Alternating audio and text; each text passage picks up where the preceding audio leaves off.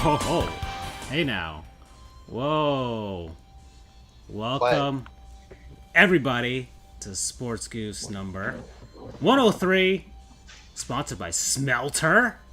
You can get that on your PlayStation, your Xbox, your Switch, your PC. It's on everything. Go get it. Go buy it now. Go play as Eve. You've been kicked out of the Garden of Eden and you're pissed off. So go try that out. Yeah, I'm here, Francisco, joined by buddies Andrew and Charles, as always. And yeah, 103. So hello, guys. Hello. Off to a great start. Yeah, we're actually talking about sports before this actually happened. Andrew said that Jeff Bezos' ex-wife, McKesney Scott, just gave a bunch of money to FIU and UCF for some reason. So hit that. And randomizer actually, button. I looked it up further. It's just her. It's also her new husband, whatever his name is. Oh, so she doesn't want a sugar baby? Dan Jewett. Dan, the luckiest man in the world right now, that's for sure. Yeah. She doesn't want a 32-year-old lawyer? I mean, come on. Yeah, I have I'm nice just hair. saying. Yeah, I can do the pool boy look if And you I was wondering, pay for it. I was wondering why she would be willing to give away so much for money. Apparently, she's given away $8 billion in the past 2 or 3 years. I mean, a 50 or I think up to $60 billion is her net worth. I mean, that's a pretty decent chunk of change. But then I realized part of her settlement from Jeff Bezos was 4% stock or something. So, like, my guess is she made $8 billion a year. So, Oof. losing $8 billion in philanthropy is nothing. Yeah. But still, it's very cool that she's doing this. Yeah. She could have just screwed off and just did a bunch of other stuff. So at least she's doing something helpful for this world. You know what I mean? Mm-hmm. So that's pretty cool. So good on her. If she wants to throw some money to something real helpful, I mean, we're here. We'll promote anything. Miss Scott, if you want to help out a few struggling lawyers and pre-lawyers, by all means. And hey, we'd love to have you on the show. Yeah. Do you like retro sports video games in the background of not expert opinions? Then come on down. Pirani's Hockey World. They like it. They're the customers number one over there. They continue to provide the best customer service, lowest price, and largest product selection. The culmination of all of their experience and hard work has resulted in an ever-growing website with better features, more information and content, and a continuing push to provide you with all your hockey needs. They boast the lowest price and biggest selection of all the new products, the lowest prices and biggest selections of the closeout and prior year products. So visit our website. You'll see a banner for them. Or you can just, go on over to hockeyworld.com. But if you click on our website banner, then it'll help us out. So go ahead and do that, please, if you want to. Get some hockey gear. All right? It's summer, so that means you should go to an ice rink. Because it's getting freaking hot out here, guys. Really? I will do whatever she needs me to do to wipe my student debt. If she needs me to parade around in that hockey gear, I will do it. If her favorite movie is The Mighty Ducks, and she wants me, she wants to be Coach Bombay, and I'll be, who's the other kid? Pacey from, I forgot his name now. Pacey from Dawson's Creek. I'll role play if I have to. Go buy some hockey gear. They have good cups. You can get your own customized jerseys. Now is the season, kids, because Stanley Cup Playoffs. Look at that. I'm leading to hockey. Ooh. I own this joint now. Ooh. Stanley Cup Playoffs. What do we have here, boys? We have the Islanders versus the... Come on, man. It's right there. Is it a bit? I'm not looking. I'm trying to go from memory, baby. Oh well, memory serves you. You're I talking. know it's the gold. I know it's the Vegas Knights. I know it's the Islanders. I know it's one of the Canadian teams, the Montreal ones. Yeah. Right? Okay. And then who's my fourth one?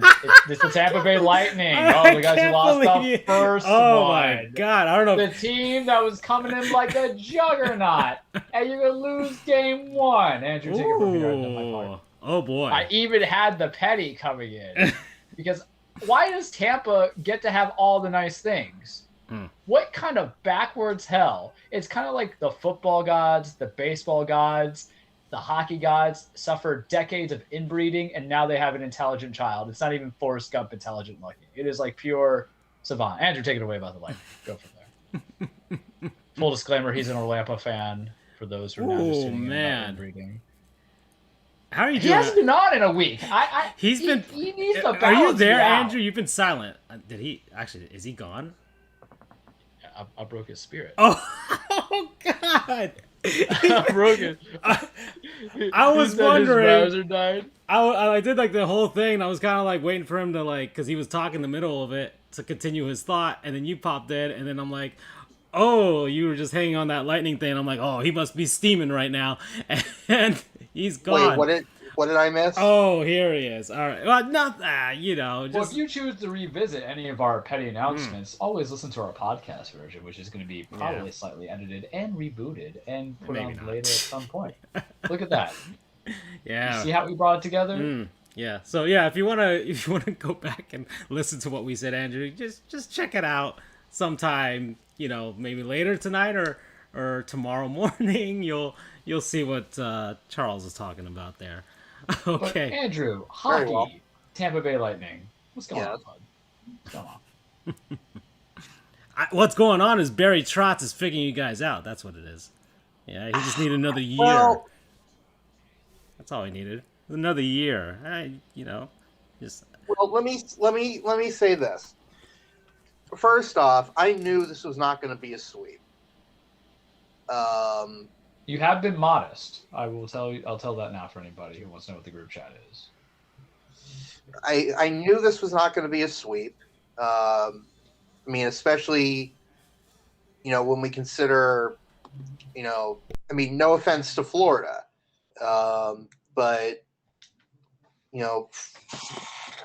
Florida does not have a lot of the playoff experience, intangibles, what have you, that the Islanders have. That's one thing. Two, I mean, I haven't followed them much, but from what I've heard, their defense is insane. And if they get any semblance of a lead, they just lock it down.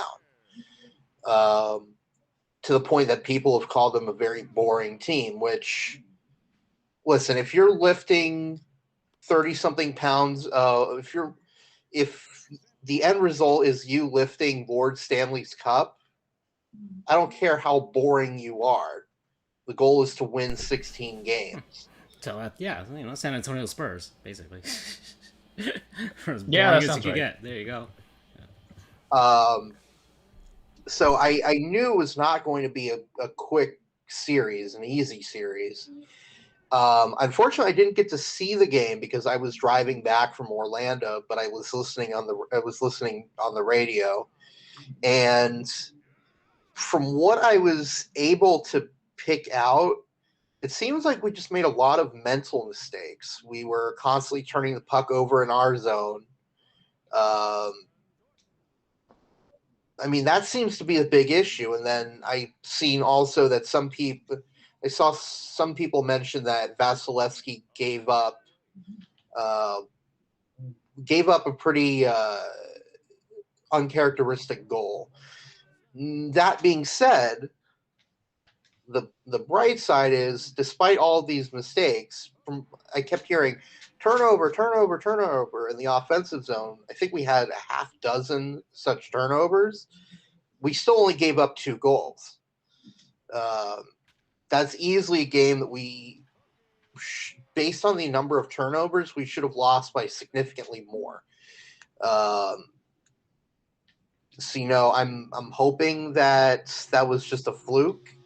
Another thing is we're going to be getting Blake Coleman back 100%. Not that he was injured or anything, but apparently his wife had gone into labor before the game, and that he was a game time decision of whether he was going to go to the hospital, be with her, or go to the game. He had a very subpar game by his standards. So that's how you're going to born your baby in, by being disappointing? But luckily, not luckily because we ended up losing, but he was able to get to the hospital on time with several hours to spare. So, congratulations to him on the birth of his second child. So we'll see. Game time is in about, let's call it an hour, because they take a zillion years to drop the puck at 8:00. We'll see. And then another thing to mention is, for some reason, we have been cursed when it comes to playing in Tampa. For the first two series, we've been the lower seeded team. So the first two games were away, then the second two were at home. We swept the away series, the first leg of the away, both times. And then each time we lost the first game at home. So for some reason, there's a curse about the first time we play at home in a series. I don't know why that is. But we'll see. We will see. I think. Well, as you all know, I hope the Lightning lose. Yes. You're not going to pull Team Florida? Hell no. No, you guys won already. Shit, you guys got two of them. So, give the Islanders their fifth. And also, it'd probably piss off a lot of Rangers fans to know that the Islanders would have more Stanley Cups than they do. So that'd be pretty fun. I would like to mention this. If the Islanders win, they're going to change their logo. Oh, yeah, that's right. They have to add another tape to that stick. Yes. Charles, if you look at their logo, there's a hockey stick on it. There are 4 lines on the blade of the stick that represents each of their 4 Stanley Cup championships. So naturally, they haven't won in ever. But logic would dictate if they win, then they're going to add another one. I think it's been over 30 years since their last cup. 1983. Right. Yep. That's a big ass drought. For almost 40 years. Yeah. 1983. Then, That was the last time. On the line for the remaining teams, Vegas obviously is looking for their first Stanley Cup, which, holy shit, if they pull that off, that would be ridiculous. They would absolutely demolish the record for quickest time between expansion for an expansion team. Expansion first season and winning a cup. And they almost did it in their first season. Don't you want them to win, though? Because that would be a new hope to get people invested into the Krakens. Well, I saw a video about Seattle, and I think Seattle won't have much trouble supporting the Kraken anyways, because Seattle's been a pretty darn good sports town. They're desperate for a team to cheer for because A, the Mariners suck, and B, the one team that they did have that was good and they really supported was the Supersonics. They have the Seahawks, dude. The Seahawks won a Super Bowl. I forgot about that. Yeah, the Seahawks are there. Yeah, but the problem is the Seahawks are known for more from screwing over the Super Bowl than the actual victory that they had. Their second one. Well, they should have had two. They should have had rumors two, about but... Russ, Russell Wilson, things like that. But hey, man, But Seattle's it's. I mean, they lost to Supersonics a long time ago. That's a long time. I ago. know, but it's still 12 years they're ago? they're gonna get a team back. The NBA is gonna expand to 32 teams. Seattle and name a city. Vegas. Watch, it'll be Vegas. Vegas baseball would be interesting. Are I they- think it's a better bet because of the Raiders, and now you have the Golden Knights. Yeah, I'm saying a basketball team because that pairs easily. The arena's already there. You know, hey, why not? You can Now- just always bring it back to Vancouver. You to have a second Canadian team. Let's give this a second shot. Let's see what happens.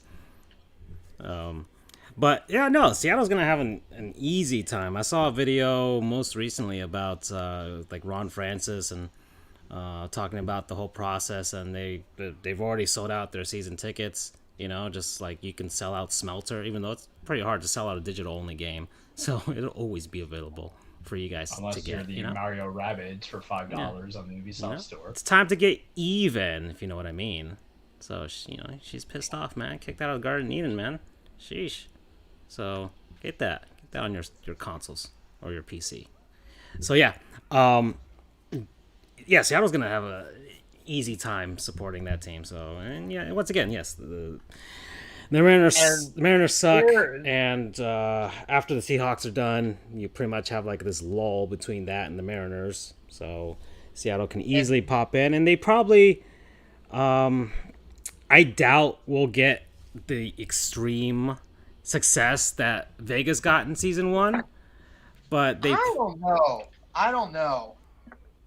I think they have a chance. I don't think we're gonna get to the Stanley Cup final though.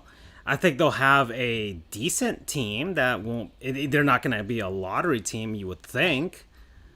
Well, no one in their right mind could have expected that Vegas was going to go to the Cup in their first year, and they've been to the playoffs in I think every year that they've been. Yep, every season. Fired their coach. They've already fired and Gerard Gallant just got hired by the New York Rangers, by the way, so that happened. But Peter DeBoer is doing a pretty darn good job right now, trying to get to a third Stanley Cup final at this point. So he's actually a really good coach. He started out in Florida, by the way. So he's actually a really good hockey coach. I'm not saying that I think Seattle's going to get to the Cup, but I'm not saying that they're going to go through Ottawa Senators sort of. Oh, did you see that video from Urinating Tree? That's exactly why I brought them up. They were the first thing that came to my mind. I did not know that story. For those who don't know, Urinating Tree put out a video about the Ottawa Senators, the beginning of that franchise, the second version of the Senators, not the original one that was good and won all the Stanley Cups back in the early 1900s. But the Ottawa Senators, basically there was a mishap with a laptop battery. I was laughing so hard when I saw that was the reason they had no data on their draft board for the expansion draft. Oh my goodness gracious. And they couldn't charge it, and it was 1990, 91 or 92 technology. So the battery's not going to charge any faster. Oh my, you have to watch it. I don't want to spoil the whole thing. It is hilarious. Absolutely hilarious. Oh my goodness gracious. And what year is this game? This is World Series Baseball 98, which actually released in 1997 for the Sega Saturn. Nice. Which I am putting on sale right now for my I'll get to that later because I am swimming in money, guys, right now. That is for sure. Got money to blow, kids. Well, it's gonna be blown, that's for sure. I'll tell you that much. But yeah, I am swimming in money that will really dry up really quickly. It's so interesting. It looks like they're holding cricket bats. Oh, because they look kind of flat. Yeah, that's cool. Good old PS1 era games. Yeah, man. Yeah, and which don't really get you that much on the market right now. So I'm just saying, if you got some PS1 and 64 and even some Saturn games, there's the, you don't expect them to go up any higher right now. You might, if you're sitting on them, you might want to unload right now, or you might as well just keep them until the disc rot sets in and you can't even use them at all. So I'm just saying, you got to get out now while you can, because I am experiencing that lately with my unloading of my collection. One game is dead, and my Super Nintendo is dead, which I was not expecting. And I take good care of my stuff. Oh, wow, that was a tangent. Where were we? Seattle. That's right. Yeah, this has all been a tangent. We were with Vegas, and now we're at Seattle. But yeah, I think Seattle's going to be all right. Honestly, our shows are and just their merchandise sales are going to be tangents. awesome, for real. Their merchandise sales are going to be awesome. I hear they're doing really well with those. With the whole Kraken theme, it just matches. And they're in Seattle. They have so much sponsor money around there. They're never going to be one of those cap floor teams unless they do it on purpose. You know? Right. That there's just way too much money. That team is never going to have an issue with that. Who owns them? Is it like a conglomeration, like how Philly is in basketball, or is it like a single owner? No, I think it's a group of guys. It's a group of people. But I mean, their new arena. Well, actually, it's an old arena being renovated to be new. Is sponsored by Amazon, so they threw that money in over there. Yeah, they got a ton of money. They're good. They're good down there in Seattle, or up there in Seattle. They're real good. And I'm excited. New team, 32. There we go. We just need baseball and basketball to keep up. Not football, please. Nah, no more NFL teams. No more NFL teams. The Jets are barely an NFL team. So maybe we should contract. If you were to contract 2 NFL teams, which ones would they be? All right. Real quickly on this one, because you have to do this now. Yes. I'm going to say it. You got to just get rid of the Detroit Lions. Like, you have had 70 years of being the team most notable for the Thanksgiving games and just losing the Thanksgiving games. And you've had a plethora of great players. You have 3 always notable players. You had 2 players, and Barry Sanders and Calvin Johnson, that were like, yeah, we don't even want to finish our careers, and we're still in our basically in our primes. Yeah. Like Detroit brought their spirits. Hell, I would even venture in Ndamukong Suh, but playing defensive tackle doesn't get you that notoriety in the present day. But you've had like real standout players. He has a ring, right? He was with Tampa, right? Drafted. Yeah, he was Tampa. He got a ring now. Oh my God. He did it right. He did it right. He was basically a bounty hunter. Dolphins gave him, But he was worth it. So I would say contract that. American auto industry is dying anyway. Because why should we keep it going? Actually, we don't have to keep Detroit Lions going. Detroit. Yes, I agree with that because my boss is from Detroit and he's like, yeah, the Lions are like okay, the Red Wings are good. They were good for a long time, so that's fine. The Tigers, at least try. Yeah, that. They at least try, and then you got the Pistons, who every 15 years, they rise again. But yeah, the Lions are just an embarrassment. He's like nobody cares about them. Had they not have I wouldn't say successful fan base, but loyal fan base, I would say get rid of the Cleveland Browns. You already got rid of first time anyway. And you've done nothing in the last. We've tried to kill them before. Yeah, and your most noticeable thing has been, going 1-15, 0-16, and you get this one playoff season. It's just right now is that you've had that one playoff season. You have a lot of astounding players. Yeah. But if I had to be relative, looking at it as a whole, I would say get them the F out of Dodge. One playoff appearance, 10-6 record aside from playoff appearance, but going 1-15, 0-16, thinking Hugh Jackson can go as a coach. I would think that will warrant, on the totality of things, a contraction. Not Houston, because you could say Houston was also an expansion team, similar to that. and they were trash, but they've done some successes in the AFC. Yeah, So that is they my just counter. screwed up that playoff game against Kansas City. So Yeah, so that too. I, They had the Matt Schwab era. I take back my New York Jets thing because we need a joke franchise. We do. Yeah, you do. Everybody needs that one. Like the Browns are a joke, but it starts to get sad at some point. But you can't. You can have. There's only so many times you can have a Wario to your Mario, but you don't need Waluigi's, and that's why you can get rid of said people, said franchises. The Jets are always going to be your Wario. Andrew, you're only going to be here for half the show, right? Yeah, I'm here until 8. Okay. All right, so that's when me and Charles can go all nerdy afterwards for what happened today. But, well, since you're actually...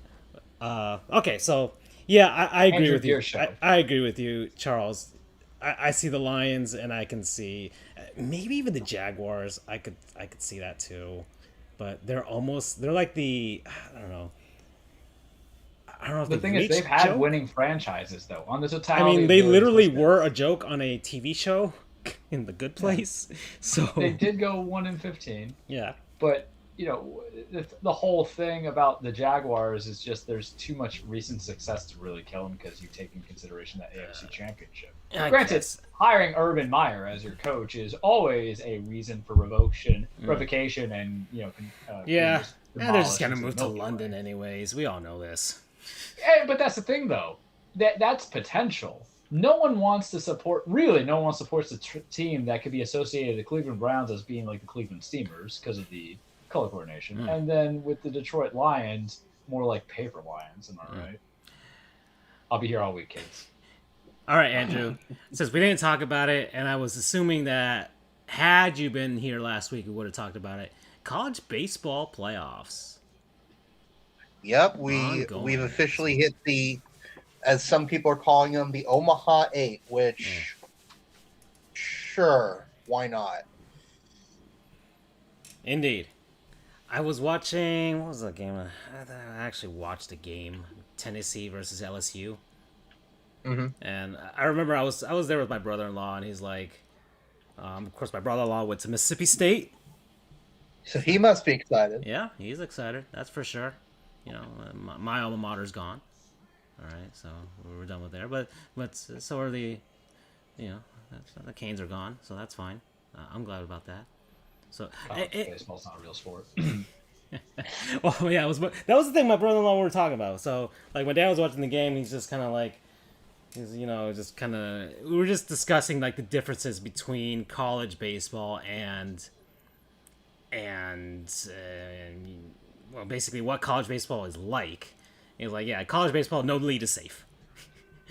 No lead is safe. Games start 8-0, and then like in the first 2 innings, and then like by the end of the game, it's like 10-11.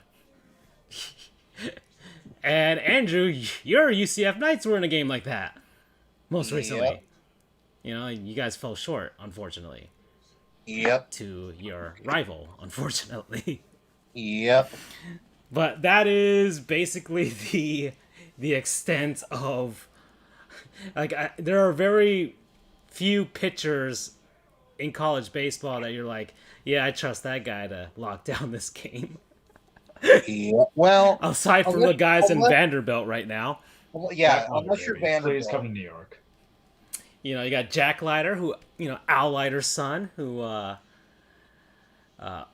played for the Yankees and the Mets and the Marlins and the Blue Jays and picked up a few rings along the way. And then you got the other dude. Kamal Rockwood. There we go. Yeah. And those guys are just, dear Lord. Absolutely. The Vandy boys have an embarrassment. One thing Vanderbilt is good at. That is true. Is baseball. They should just close their football program and just put all the funds towards the baseball program.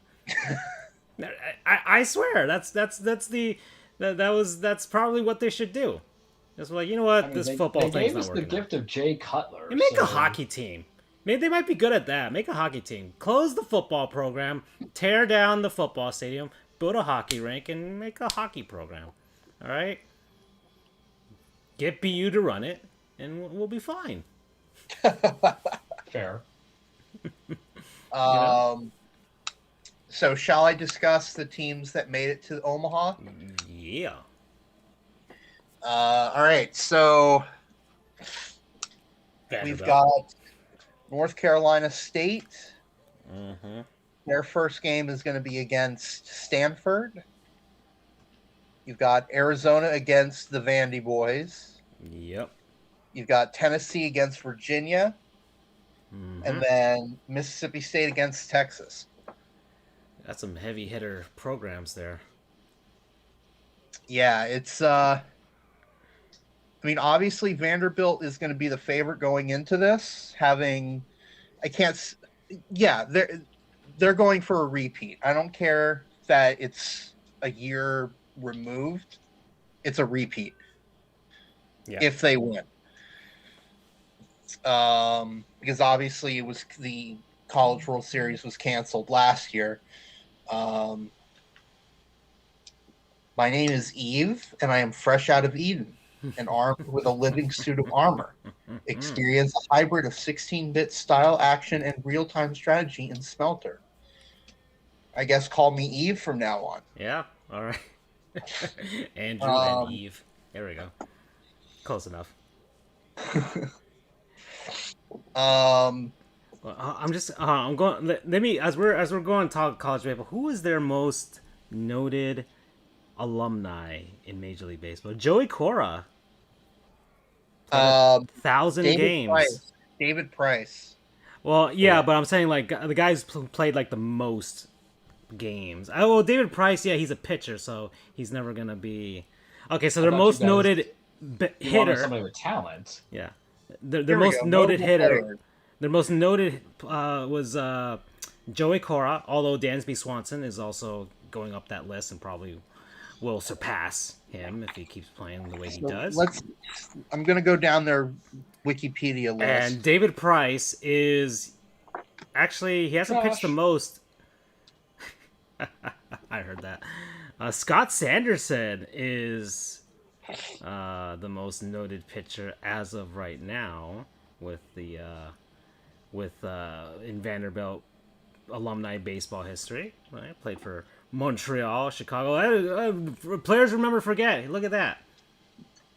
Chicago, Oakland, New York with the Yankees. He was an all-star that year, 1991. And the Giants and the White Sox and the California Angels. So there you go. Scott Sanderson, as of now, Andrew, even though David Price has the hardware and the money and all that whatnot. So yeah.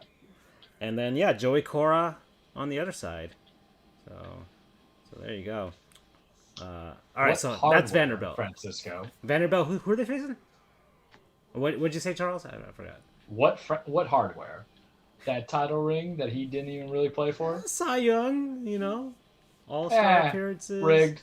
You know? Definitely he rigged, got paid. Commented on. He got paid as well, Giancarlo Stanton got paid. Oh, well.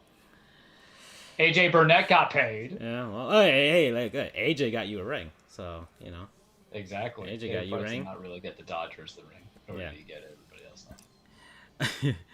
So, yeah. Red Sox debatable. So, who are they facing, Andrew? Vanderbilt versus who? Hold on. As he's looking, David Price, overrated. Oh, was overrated. Dear Lord.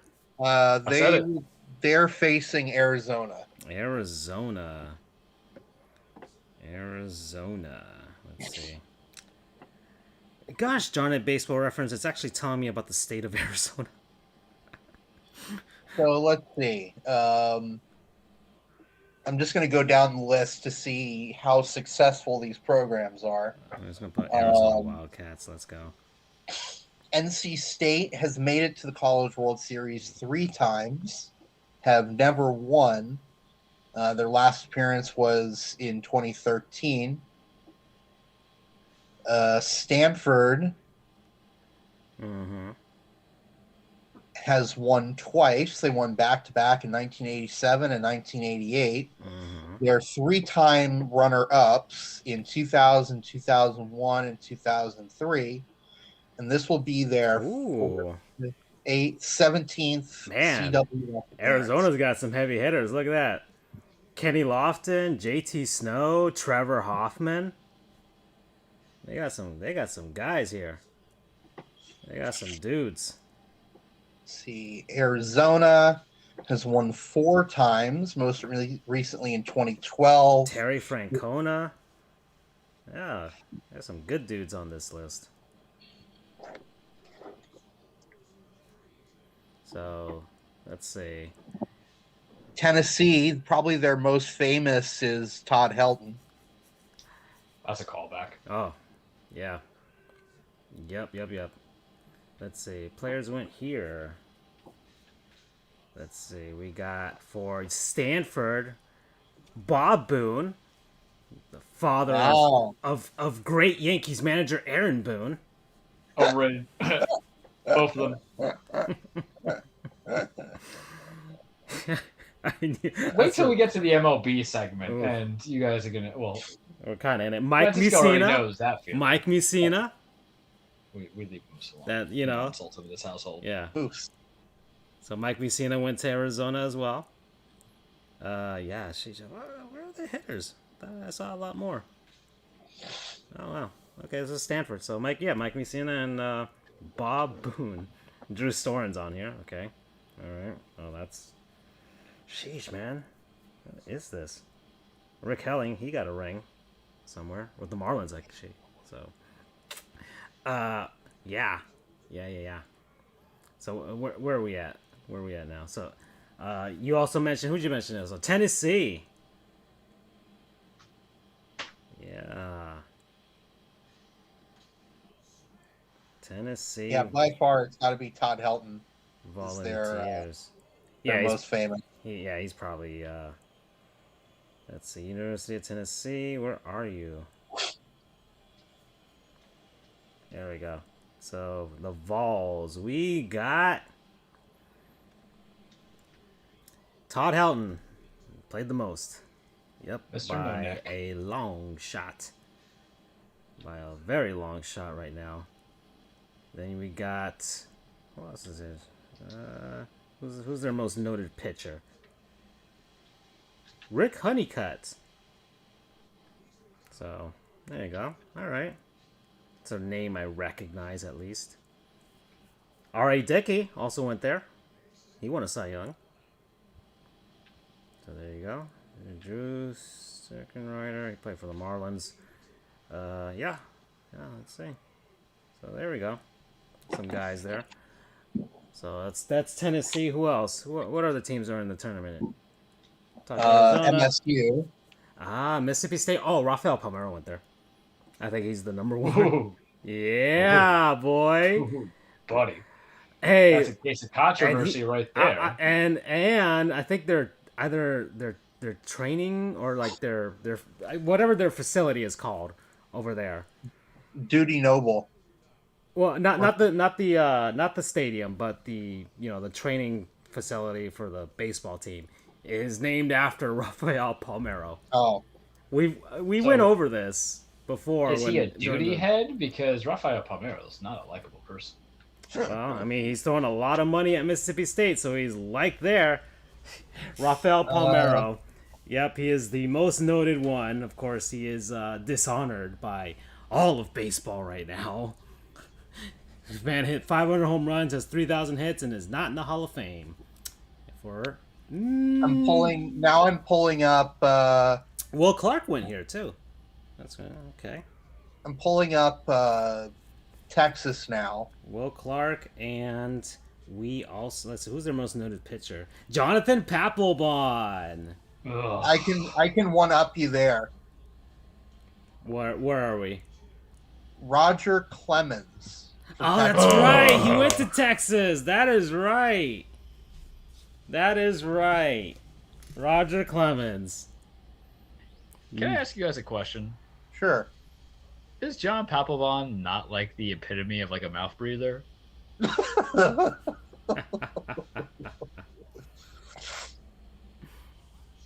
boy. Oh man. Like there's a lot of petty there. Oh yeah. You guys should know. Oh, we know. We know that 2007 Red Sox, 2008, 2009, all that stuff. And then for let's see, who's the most? Let's see, University of Texas. Okay, so there, as far as position players, the guy who played the most was Pinky Higgins from 1930 to 1946. He played the most as a position player for the Longhorns. So, I mean, is that the best you got, Longhorns? Pinky Higgins as far as a position player? I mean, Roger Clemens is like the big one as far as... yeah, as far as pitchers. Yeah, he's like the only one as far as pitchers.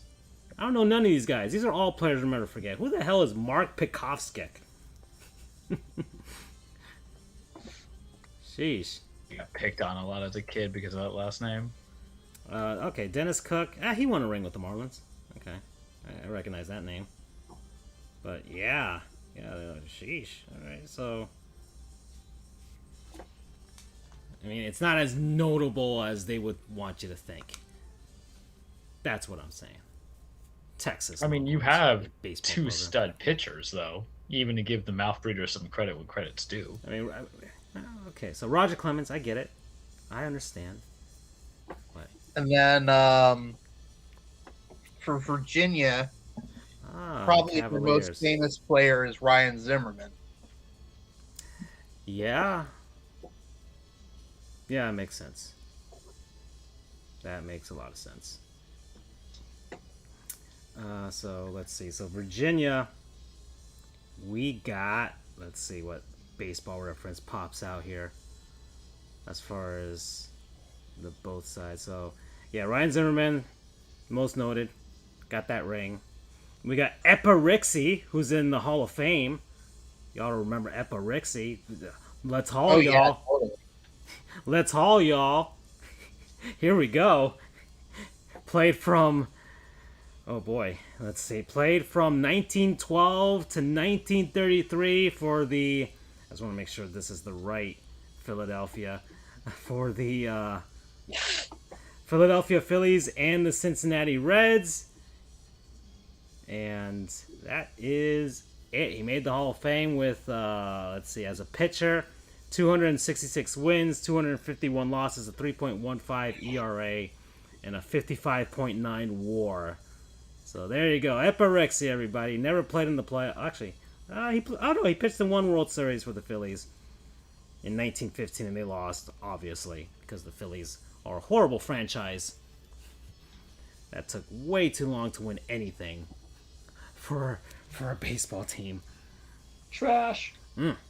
Much like another Philadelphia team that we will mention later on in the show. Woo! I'm hungry for listen, I don't like to be hungry for pie, but you're a little hungry like Pac-Man, which resembles a certain logo of a certain team that beat a certain franchise from a certain city in Pennsylvania. Waka waka, bitches. So, is that all the teams? Virginia, that was we covered all of them at this point? I think so. Okay, so those are all their notable alumni from the... actually, Epirixie was the pitcher, right? Yeah, there we go. Yeah, Epirixie, there we go. Gosh, man, wow, this list is barren with people that I recognize at all. Sheesh. It's amazing how many college baseball players don't make it to Major League Baseball. Especially, I guess, when you consider high school and international players. Mm-hmm. But they're like the Jan Brady's of prospects. Always forgotten. It's always cute little Cindy or Marsha. And yeah, except for Jack Leiter, please join the Yankees. Like they have to be like overly amazing just to get like we got a Roger Clemens, Barry Bonds went to Arizona State. I think Mark McGwire went to Arizona State too, right? Or no? No, he went to USC. USC. Yeah, USC. That's right. Doy. Yeah, Mark McGwire went there. So it seems like you have to really stand out to actually be something in Major League Baseball and from college baseball. It seems because it's like, oh, if you were really that good, we're going to send you in high school, So for some guys, but then you got once again the extremes like a Jack Leiter. It's like, woo, lordy, or Steven Strasburg, San Diego State popped out, or you have those guys that forego high school, did like the Bryce Harper route went to junior college just so he could get drafted earlier. So that could also be a thing. Man, where are we? Tangents. So we talk about college baseball. What else is there, Andrew? What else would you like to discuss in your I guess times? Like 10 minutes, I guess. I'm not sure. Well, I guess I could briefly discuss the expansion of the college football playoff. Hey, let's do Since it. you guys don't know shit about it. And No, I we do not. That's why you are here. Yeah. So, just a recap. We talked about snacks last episode, Andrew. Me and Charles were here talking about Oreos and Ding Dongs. No, we were imitating Japanese voiceover dubs. Oh, that's right. I was doing a bunch of anime noises too. It was very sensual. Insulted NBC and saying that they're too whitewashed for commentary to truly appreciate culture. This is why we need you to anchor us. Andrew. But where's the lie, though? Where's the lie? Nowhere. There is no lie. So, Andrew, please inform us. What is going on with college football? Why are people happy and pissed off at the same time? Because nobody's ever happy with what goes on. So, this is the culmination of, say, probably 6 years. Well, 5, certainly 4 years of people being just pissed off. Back in 2014 was the introduction of the college football playoff.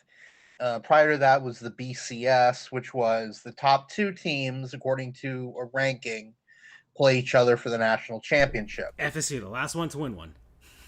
That is true. Were we the first one to win one also?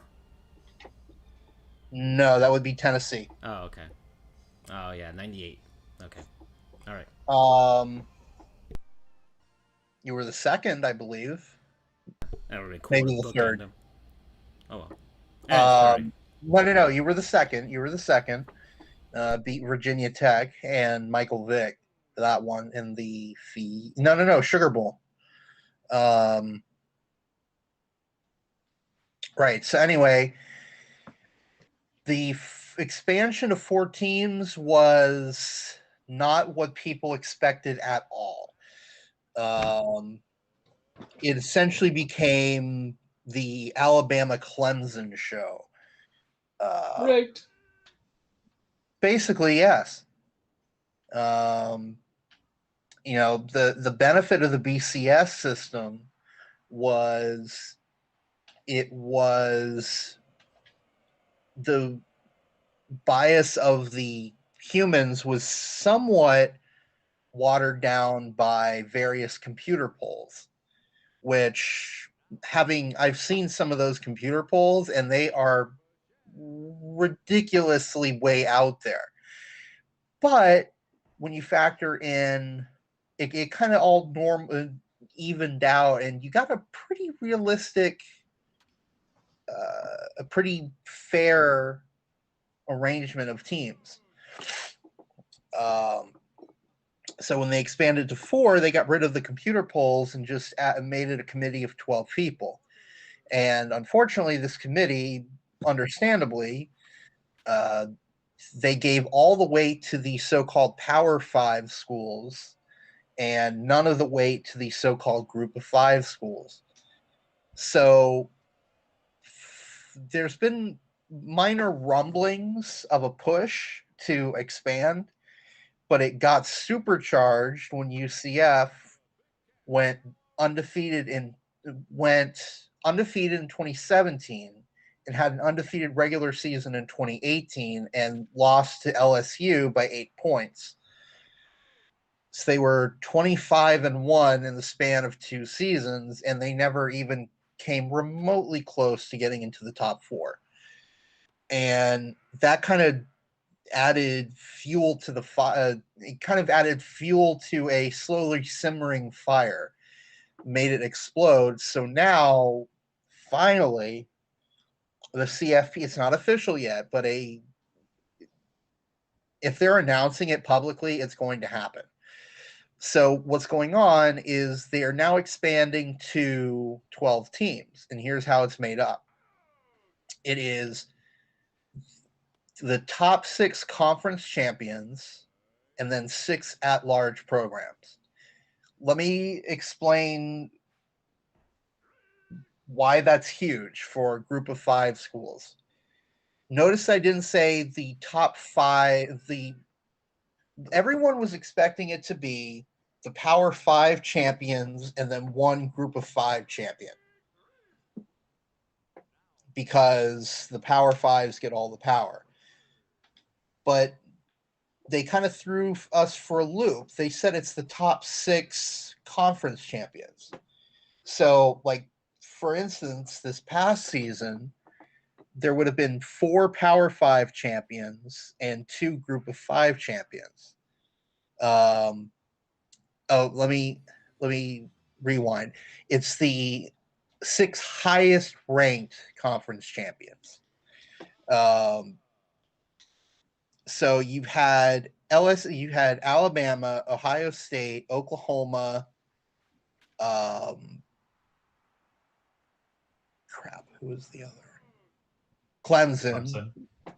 Were would have been the top 4 ranked Power 5s. The remaining Power 5 is Oregon, their champion, but American Athletic Conference champion Cincinnati and Sun Belt Conference champion Coastal Carolina were both ranked higher than Oregon. So in this 12-team system, Cincinnati and Coastal Carolina would have made it in. Oregon would not. So it's highly unlikely, but it at least gives the opportunity, the chance that more than one group of 5 school can get into the playoff. Now, as for the remaining 6 teams, those are based on the rankings. It's the top 6 teams that are not those 6 conference champions.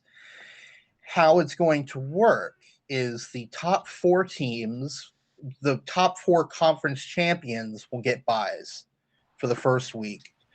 The first round games will be played at the home campus of the higher ranked team. Then the second round will be played at, or the quarterfinals, if you will be played at 4 of the New Year's 6 bowls, the semifinals, and then the rest will be just like it is now. The 2 semifinals will be 2 New Year's 6 games, and the final will be at a neutral site location determined in advance. Overall, this is a huge win for a group of 5 schools, because for schools like UCF, Cincinnati, Boise State, the cream of the crop of the group of 5, you can now legitimately say to your recruits, come to us, you have a chance of being in the playoff, and you're not lying. Before this, you could say, we're going to be a championship winning school, but really the best you could ask for was winning your conference and a New Year's 6 bowl like UCF did. But you had no chance in hell of getting into the playoff. Now you can say, we're the best school in the Mountain West Conference. We win this conference all the time, and we have a good chance of making it into the final 12. Or UCF, can they play? But can they pay players just as much? Mm-hmm. The answer to your question is no. That's a topic for another day. But for the players who don't care as much about money,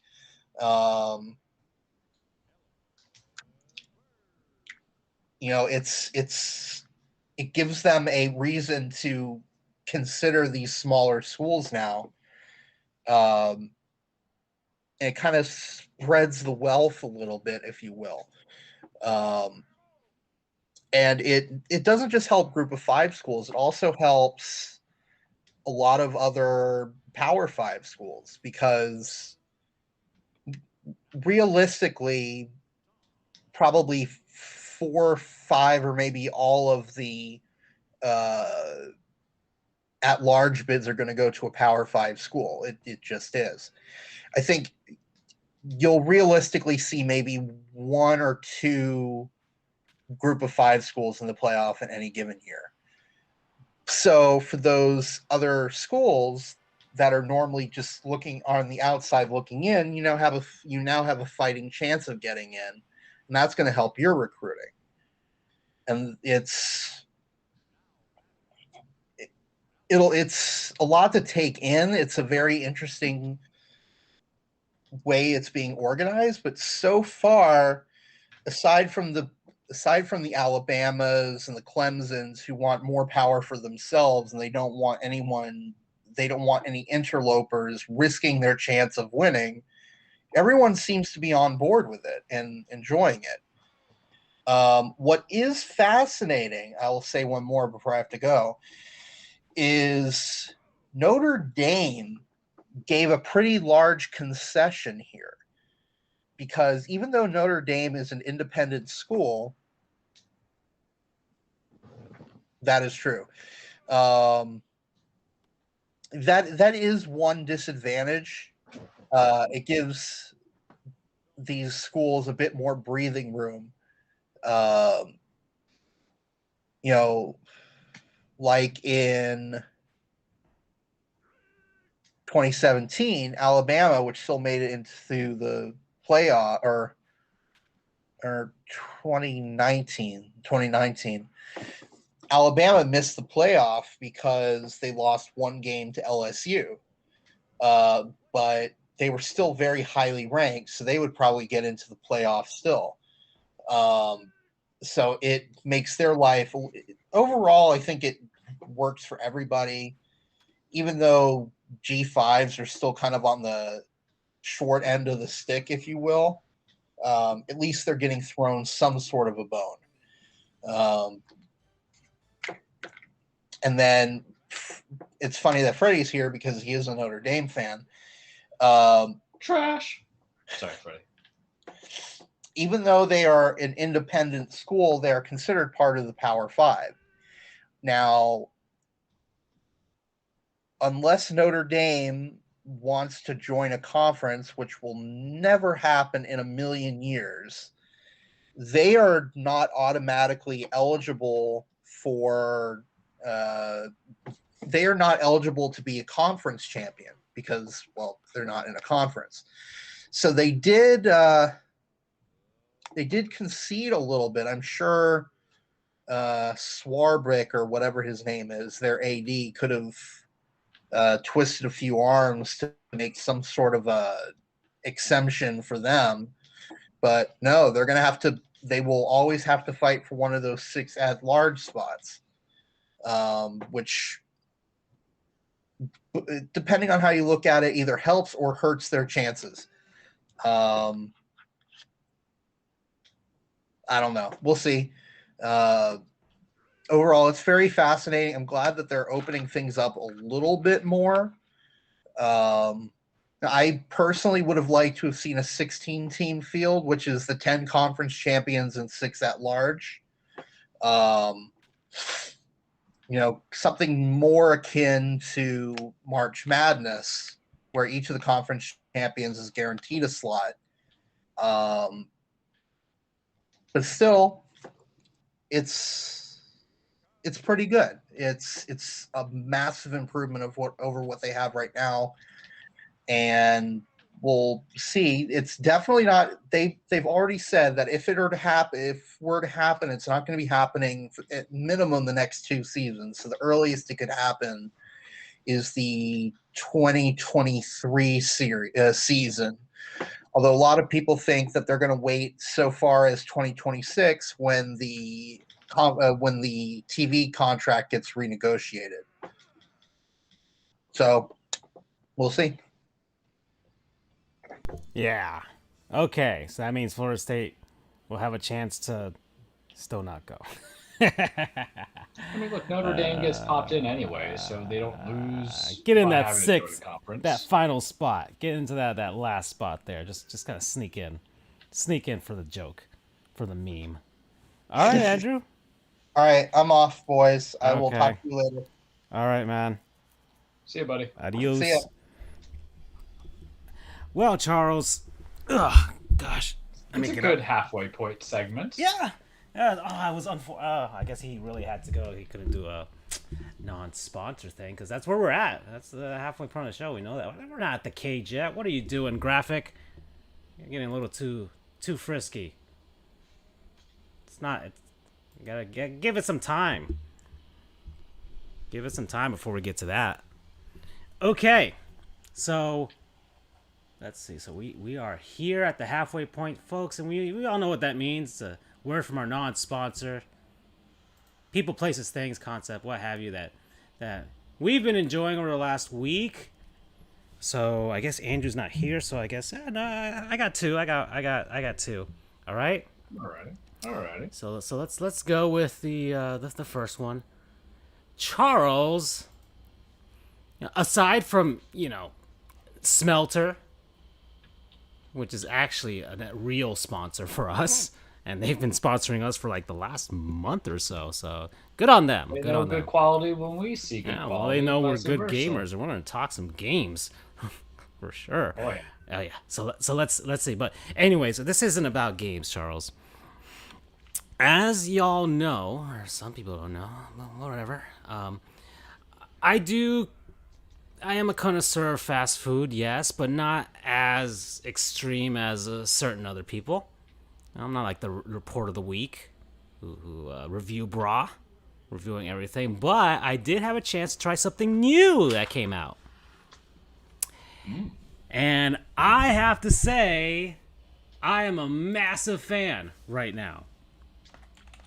Charles, Burger King. All right. I usually gravitate towards the Wendy's. That's where I'm at. You too. But Burger King came out with their new chicken sandwiches, the Chiking. And it's a winner for me. It is an absolute winner for me at this moment. I have not had. I don't usually. I'm more of a seasonal Burger King guy. Mm-hmm. Like when there's an angry Whopper, I like Burger King breakfast. Yeah. Their egg burrito, whatever they call it, egg stream burrito, delicious. Yeah. Just very heavy. Yeah. But I've been seeing the commercials. I have not had it. Oh.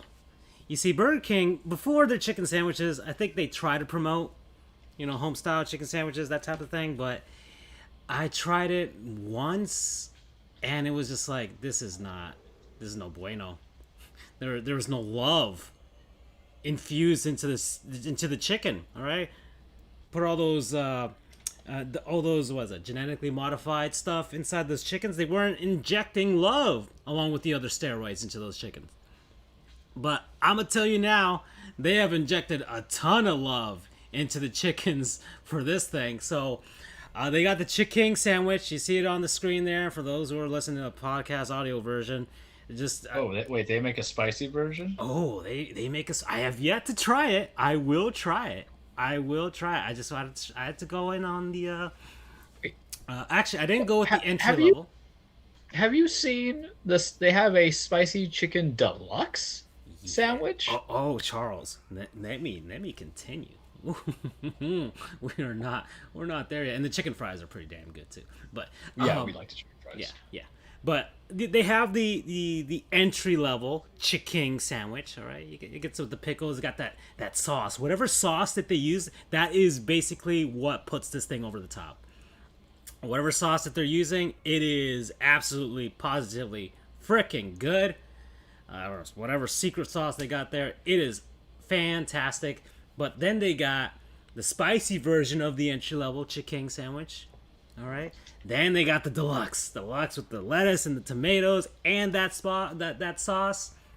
And I'm gonna tell you, my friend, whoo boy, I ate that thing in the car while I was driving back from the post office. What's the sauce taste like? it's kind of sweet. It's got a little tang to it, a little twang. Is it like the sauce and the chicken fingers that they use? Maybe. The chicken fries? Just maybe. I think it might be. It might be something similar to that. And I've yet to try the spicy. I had it yesterday. I had it again today. That's how damn good this thing is. I had to have it 2 days in a row. I might, if my intestines will deal with it, I might try the spicy tomorrow, just to give it a shot. But your poor toilet. Oh my goodness gracious! There's the Chicken Deluxe. That's what I've had. My sister, I praised it so much that my sister and my mom had it today, and they were praising it. So it's not just coming from me. All right, there are second and third opinions here, folks. That is a fantastic. The consistency of the chicken. All right, so this is breaded chicken. All right, it's fried chicken. It's got all the nice crunchy bits that everybody loves about fried chicken. We love fried chicken, kids. But you know, sometimes you don't want it to be rock solid because then you break your teeth. You don't want that, and you don't want it to be all soggy either, because then that's all limp dick. Who wants that in their mouth? Andrew's not here anymore, so we can kind of go ham with it. Gloves are off, kids. But the consistency of like the crunchiness to like the ratio was perfect. It was excellent. I had one yesterday. I had one today. Both times, just absolutely positively good. It is a big hunk of chicken, my friend. I see that. That's huge. It is absolutely not thin at all. It is not like because what's the price? I think they're like about, I don't know, they're probably like $9. It's pretty. I mean, of course, I had it with the medium. I had it with the medium fries and stuff like that. So a little less, whatever. 892 calories. So it was my one meal for the day for today. But man, I am an absolute fan. Funny thing, Burger King and Popeyes are the same company. So maybe they got some of those Popeyes chefs to pop on over to the Burger King side to help them out with their chicken game. And they are helping out with their chicken game, my friend. It is great. Go get it. All right, go get it. I think if they keep this up, it just might be like I used to go to Wendy's for my go-tos, but Wendy's has kind of been sitting on the laurels. All right, getting complacent in their chicken game. Buddy, don't do this. The Asiago's pretty damn good at Wendy's, but I think Burger King's trying to make up. They have the chicken wars. KFC and Popeyes, and Burger King and Popeyes are the same company, so they basically have two teams in this race. McDonald's can go to hell because their chicken sandwiches are awful. Watch yourself on the McChickens there. We still got to do the fast food draft. That's the only way that's going to settle the bagels as well. Okay. Yeah, NBA draft's coming up, so that'll be fun after that. But yeah, chicken sandwich. Promo code Limp Dick. Limp chick. That's good. Even better. No. That could be that could be yeah. No. Well, no. That's that. With us, it's definitely just good to be the king. There you go. I did it for you. And that's from History of the World Part 1. Okay. There you go. I'm done with that. Oh man, it's so good. I'm getting it tomorrow. I'm getting the spicy one tomorrow. I've made a decision. Well, as Francisco is going on to lunch and dinner, presumably breakfast, I am just going into dessert or any time I can have that kind of thing because I'm in the bulking stage. As you know, we continue into that stuff. So sometimes I have to kind of get a little bit of additional calories or carbs into my body. And like I said, when we say bulking, we're not looking to get like big and bulky and fat or anything like that. But my problem is I work out. Not Brock Lesnar for several hours. Not Brock Lesnar, though. I would take it. I'm too tiny for that. I would basically look like, I don't know. You remember the main character from Recess with the cap, JT or TJ? Yeah. I would look like him muscular if I bulked out at that frame. And we just can't do that. Though, granted, Brock Lesnar looks like Mikey, the big fat one, except not in the awkward years, not weighing 300 pounds of pure muscle and pure body fat. But this allows me to kind of, snack a little bit more. And here's the thing. I make it sound like I'm Mr. Dietitian and Mr. Diet. We all know that's not me. You guys know what I eat. I have like a stash of cosmic brownies in the office if I've earned it. You ate the Cheetos KFC sandwich. Come on now. I ate the Cheetos KFC sandwich. I had the Naked Chalupa. I have no shame in my game. I just try not to do it repetitionally, like more than 2 times out of the week. But last couple nights, I've had a little bit of treat because I'll work out and I'll work out late. I stay late. I get to work or from work, and then I work out from like 6:45 to sometimes 8:45, 8:30, because I'll do like my yoga stretches in between. But I gotta get a little bit of them carbohydrates in there, and then I get a little bit of attack in the sweet tooth. So I went to Publix the other day, and buying ice cream is like weird for me because I've never had Ben and Jerry, so I don't choose to go Ben and Jerry. I'm what you call cheap. Yeah. So I try to go whatever is on the deal. So when I was at Publix last week or the other week, I got one of their ice creams. I was like, this is a very interesting house one. Let's see it. So I had their dulce de leche ice cream. From Publix? I love their dulce de leche ice cream now. That's how it was, because I never had their ice cream. And I was like, this is so good. Oh my goodness never. gracious. I didn't, because as you know, when I go into that full mentality mode, I try to just avoid certain things. I don't buy or try on new chances. I just get what is familiar. So if I'm getting sweets, it's a cosmic brownie. It's my love for Oreos. And ice cream, it's weird because I don't necessarily crave ice cream. But part of the reason why, too, I've been kind of going for ice cream is kids, you get old, and sometimes you get acid reflux for your love of heavy-duty Hispanic foods and spices and hot sauce and alcohol. So, your body kind of like puts up something like, all right, let's just kind of soothe my coding. That's my excuse. I'm sticking to it. Point being is that I am just smashing that dulce de leche ice cream. It is so good. It is just muy tasty. It is kissing Jesus kind of level. And for a house brand ice cream, and I remember differences. I remember going to the Blue Bunny cookies and cream and stuff like that. That's usually stuff I get. I love me some cookies and cream. All these fun little things, but that dulce, man, is just so good. So good. So I've been loving it. I might have some later tonight. I think I might. It's still there. The fam loves it. I love it. Everybody loves it. Go ahead and try it. You kids might be like, what's dulce de leche?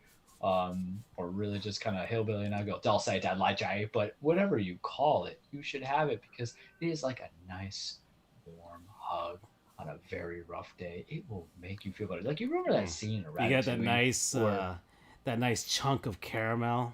And you know what? I'm a little bit of a gordito crunch right here. I put a little bit of a Hershey's chocolate syrup on it just to get a little bit more in there, and it is basically like it's just a sweet thing because I love dulce de leche on some of my treats, man. So having that there, nice little mixture, makes me all warm and fuzzy. So that is my non-sponsor week. Not Publix itself, but Publix's dulce de leche ice cream. Promo code Delicia. You have to say like it's delicious. Yeah. Words, but Delicia. Oh no. Yeah, that's pretty much it. I can't like. Have you tried their other ice cream, or is it just like? No, because I'm like a plain Jane. Really? I really stick a lot to cookies and cream, stuff like that, because I feel like, I know it sounds silly, and every person who loves ice cream is going to yell at me, but I get a lot of my ice creams if I go out to any kind of events, friends, families, dates, reunions, whatever. You got ice creams, that's when I'll have it. Go to a Kilwins, go to whatever I never had the fascination with yogurt or froyo. That's what it is. But I felt like ice cream to me was a good going out treat, especially if you went to a like BJ's Brew House and you get the bazooki and then you get some ice cream with it, stuff like that. But I never be like, let me just stash home and get ice cream. Because you're not like, well, okay, let's just have a tub in the freezer. Yeah, because what's in my, in my cabinets. It's Oreos, man. It's brownies. It's man. I bought ding dongs the other day. I was like, I don't know why I was craving it. I'm that kind of sweets guy, and I think, it's just one of those things where I'm like, I might change that per se, because damn, it was good. And, my fat ass wants to kind of, put some dulce and some Oreo cookies together, but I'm afraid I'm making something terrible. if I do that calculation. I don't think we listen, if I mix that, I ain't going to heaven. There's an afterlife. You know what I mean? I created something simple because I would talk about it, and I know I'm not the only one who is hey man, you know about my diabetes cocktail. You know I'm not getting into heaven for that one. Oh hell no. Poor Andrew's gonna be like, why were you using biblical terminology? I'm like, you don't understand, man. It's so good, simple. Yep. Okay. I guess makeup non-sponsor for Andrew since he's not here, but I'm gonna go with it. So, it's eBay. Just gonna go with eBay on this one. We bought stuff off of eBay, all three of us. So, no, but I'm not buying stuff, my friend. I am selling it. Oh. I am selling it now. Oh, buddy. Oh man. The $1 million, man over here. Our generation, the millennials, man, they're hitting that midlife crisis stage of their life, where they want to relive the past, and just like, oh God, they just want to be young again. Not me. I'm going the opposite way, actually. You're on the Charles Trujillo route. Oh man, I miss Mario. I never left, my friends. I miss Sonic. I sure as hell never left, my friends. I've stayed loyal to that hedgehog through the really bad and the slightly good. But yeah. I'm unloading the video game collection. It's being unloaded. I've already unloaded 16 of my massive collection, 16 games already. All right, clean, Charles, clean. I'm close to $1,500 at this point. Whew. Kids, that's a lot of money. I'm just saying. You know how many chicken sandwiches that is? I'm just saying. Bunch of. If you're hanging on to your GameCube right now, you better unload that thing, man. There's some things you just don't know. All right, these games are dying, my friends. It is physical media. It dies. It will go on you. So you gotta let go at the right time. Right now, GameCube is hot. So I am letting go right now. So hot. It is hot. I already backed up the games. They're all on my gaming PC. Nintendo, you can get pissed off at me all you want. I already paid for the damn things. So you know that. You know I'm clean. I can legally copy them. All right. I'm an attorney. And please, anybody who's an actual IP attorney and things like that, please don't listen to this. Don't snitch, because snitches get stitches. Exactly, man. This is a club, all right? Unless you're like the... There's no Andrew to save you guys. Unless you're like the Apple and the Epic Games lawyers right now who are just going at it right now. And you gotta read read what's being said in that courtroom. It is absolutely hilarious. Aside from that, eBay, they make it easy to sell your crap. They make it real easy. You take some photos, you can list them for free. All right, I had a limit on my account, so I piggybacked off my sister's account, and she's got almost no limit basically, and that's where I'm selling the majority of the stuff. They take their cut. We all know this. They take about what? I think like 10%. That's fine. Whatever. I sold. 1,500. Yeah, I sold Paper Mario for close to $100. So yeah, here, take $10, eBay. That's fine. But aside from that, you can take photos. You can put all the details that you want. You can basically, if you see if you don't really know how to post it, you can copy and paste a similar listing that somebody had. Say okay, and you can go from there. You can set whether you want people to buy it now. You can set if you want it to be an auction, have people fighting over it. Or you can basically be like, buy it now. You can have people can offer you things. Hey, here's some contracts law for you, folks. They can offer you things. You can reject it or not. So it's pretty flexible, man. It's pretty damn flexible. I like how simple and easy it is. You can do it from your phone, computer, your tablets, what have you. It's all there. It's all simple. It's all pretty user friendly. I never did it before, so this is the first time I'm doing it, and you can set the shipping, all that stuff, and it's working, man. It's working. I'm making that dough. So that dough. Yeah. So eBay, promo code Midlife Crisis. We went dark there. I was so happy. I'm just saying, man. I'm just saying.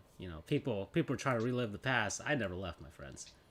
But never left. Go to the future, though. Go to the future. We're going to the future. I don't know if you have a second non-sponsor, Charles, or not. We can move on. I don't. Okay. All right. Well, speaking of the future, Charles, we're gonna get nerdy here.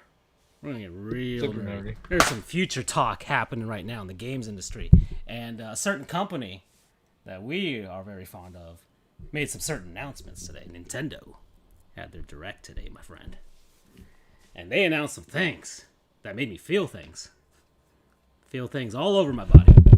Whoa, I don't know what happened there. So let's go down the list, Charles. We did this last year, I think, or last time they had a direct. So let's go down this list. Kazuya from Tekken is in Super Smash Brothers. Look at that. Yeah. Knee-jerk reaction. I already have Terry, and I already have Ryu, and I have Ken. Sakurai likes his And out of fighting all games. people, Heihachi would have been cooler because Kazuya looks exactly like Ryu, and he'll play like Terry. Yeah, I get it. I understand. You know, they could have gone that. Well, who's the guy with the king with the thing on his head, the cheetah head? Yeah, That would be cool. you know, Mr. Luchador over there. Oh yeah, that's right. Ah, you would love that. Well, we got Pikachu Libre and Incineroar, I guess. I'm not sure. And Incineroar is basically Brock Lesnar for the most part. That's right. Yeah. So, but you know, I've never. I mean, I've dabbled. You don't even have little. Tekken games on Nintendo. I think they've only released like one game. It was like on the Wii U when it launched. So, you know, I get it, but yeah, I'm kind of indifferent. I'm like, okay, that's cool. I think we have one more character left, so that's gonna be revealed. So we'll see what happens there. I mean, you know, here we are complaining about using an actual fighter in a fighting game, but I think that's the problem. We're using an actually fighting character in a fighting game. Yeah. Whereas almost all the Nintendo properties, they're not sluggers except for whom? Little Mac? Yeah. That's about it. So, and it's just Tekken. And here's the thing, I actually love me some Tekken. Back in the day, Tekken Tag Tournament and Tekken 4. That was a religious counterplay. It was not the most... granted, I stand corrected because Ryu and Ken, but I'm not counting it as OG Nintendo made because I caught myself saying it because, you know, it was on the Super NES and all that stuff, but that's the exception of what I'm talking about. But... yeah, I was kind of hoping for that Master Chief review. I thought it was like you know, but whatever. Maybe they're saving it for the last one. I still think he's getting in. So you know where he's going to come in? I'm calling it right now. It ain't going to be Smash. You're going to be driving his Warthog in Mario Kart 9. Oh god, yeah, I could see that too. I could see Nintendo kind of. I'm just saying they had to throw because okay, that's the last one. Another fighting game character. Yeah, kind of boring. And okay, I think all the franchise, all the fighting game stuff is represented now. Okay, aside from hopefully they don't put like Soul Calibur. I know that's what I was gonna say. I hope that they don't put Soul Calibur. You're literally gonna get Homeboy. I forgot his name. Starts with an A. Yeah. You're gonna get him. You're gonna get either, and his special will be Nightmare. You know that's for sure what's going to happen. Because that's there's nobody from Virtual Fighter because Virtual Fighters. I mean, they had the assist trophy, but it's basically a fighting simulator. So it's not really, you know, you don't have that over the topness, and we're definitely not going to get a Mortal Kombat character. So because you know, people would have loved like a Sub-Zero or something, but that ain't happening at all. So yeah, all right, okay, yeah, I'm indifferent, and you're you know, like not, yeah. I mean, this is the reason why I didn't buy any of the fighter passes. Yeah, and I see you having fun, and when we play, you know, Francisco will have like Banjo-Kazooie and all that stuff, but nah, because, you know, aside from the overburdening of Fire Emblem characters, you're giving me, I don't care about Terry. I play King of Fighters. I do like how he plays, but yeah, you know, but also you know how I play. I don't main anybody. Yeah, I just let my instincts. Yeah, I'm the very much on your best day kind of fighter. Mm-hmm. Okay, so next, Life is Strange. I never played Life is Strange. Well, I played like I don't know, some prequel demo to Life is Strange 2 on PC. That was it. So there was that. I think it's good for, you know, people who are looking for something that's I guess a kind of story game, but a narrative kind of branch. It's good for anybody on the Switch because you can just enjoy it without the burdens of playing. Yeah, you can just kind of watch it, play it, or whatever. It's almost like an interactive movie. That's fine. Correct. I didn't mind Life is the little thing that I played of it, so it's like, okay, that's pretty cool. Well, have you ever played any of the Telltale games? Thanks to Amazon, I'm gonna play the Batman one soon. Yeah, they're good. Yeah, I'm about to play that one. So I don't know if that's the next game on my. I just played the Stanley Parable, so that was fun. But I don't know what I'm gonna play next, as far as if I'm gonna pop on this PC and try something new. So we'll see. We'll see. But Batman's up there, and I also have Batman Arkham Knight as well. But I don't know if I'm ready for that. I don't know if I'm mentally ready for that. Okay. Marvel's Guardians of the Galaxy. Yeah. New consoles, maybe. Yeah. My whole thing is I like my comics, and I don't think everything has to be MCU related to video games. Mm-hmm. Whereas like something like Ultimate Alliance 3 was just kind of like, hey, we're gonna give you everybody, and I thought it was such a pleasant game. I had so much fun with it, despite some of its technical difficulties. But then you're like, oh hey, you're gonna do this, and I like Square. I think it's Square Enix making it, so that's cool. But I don't care.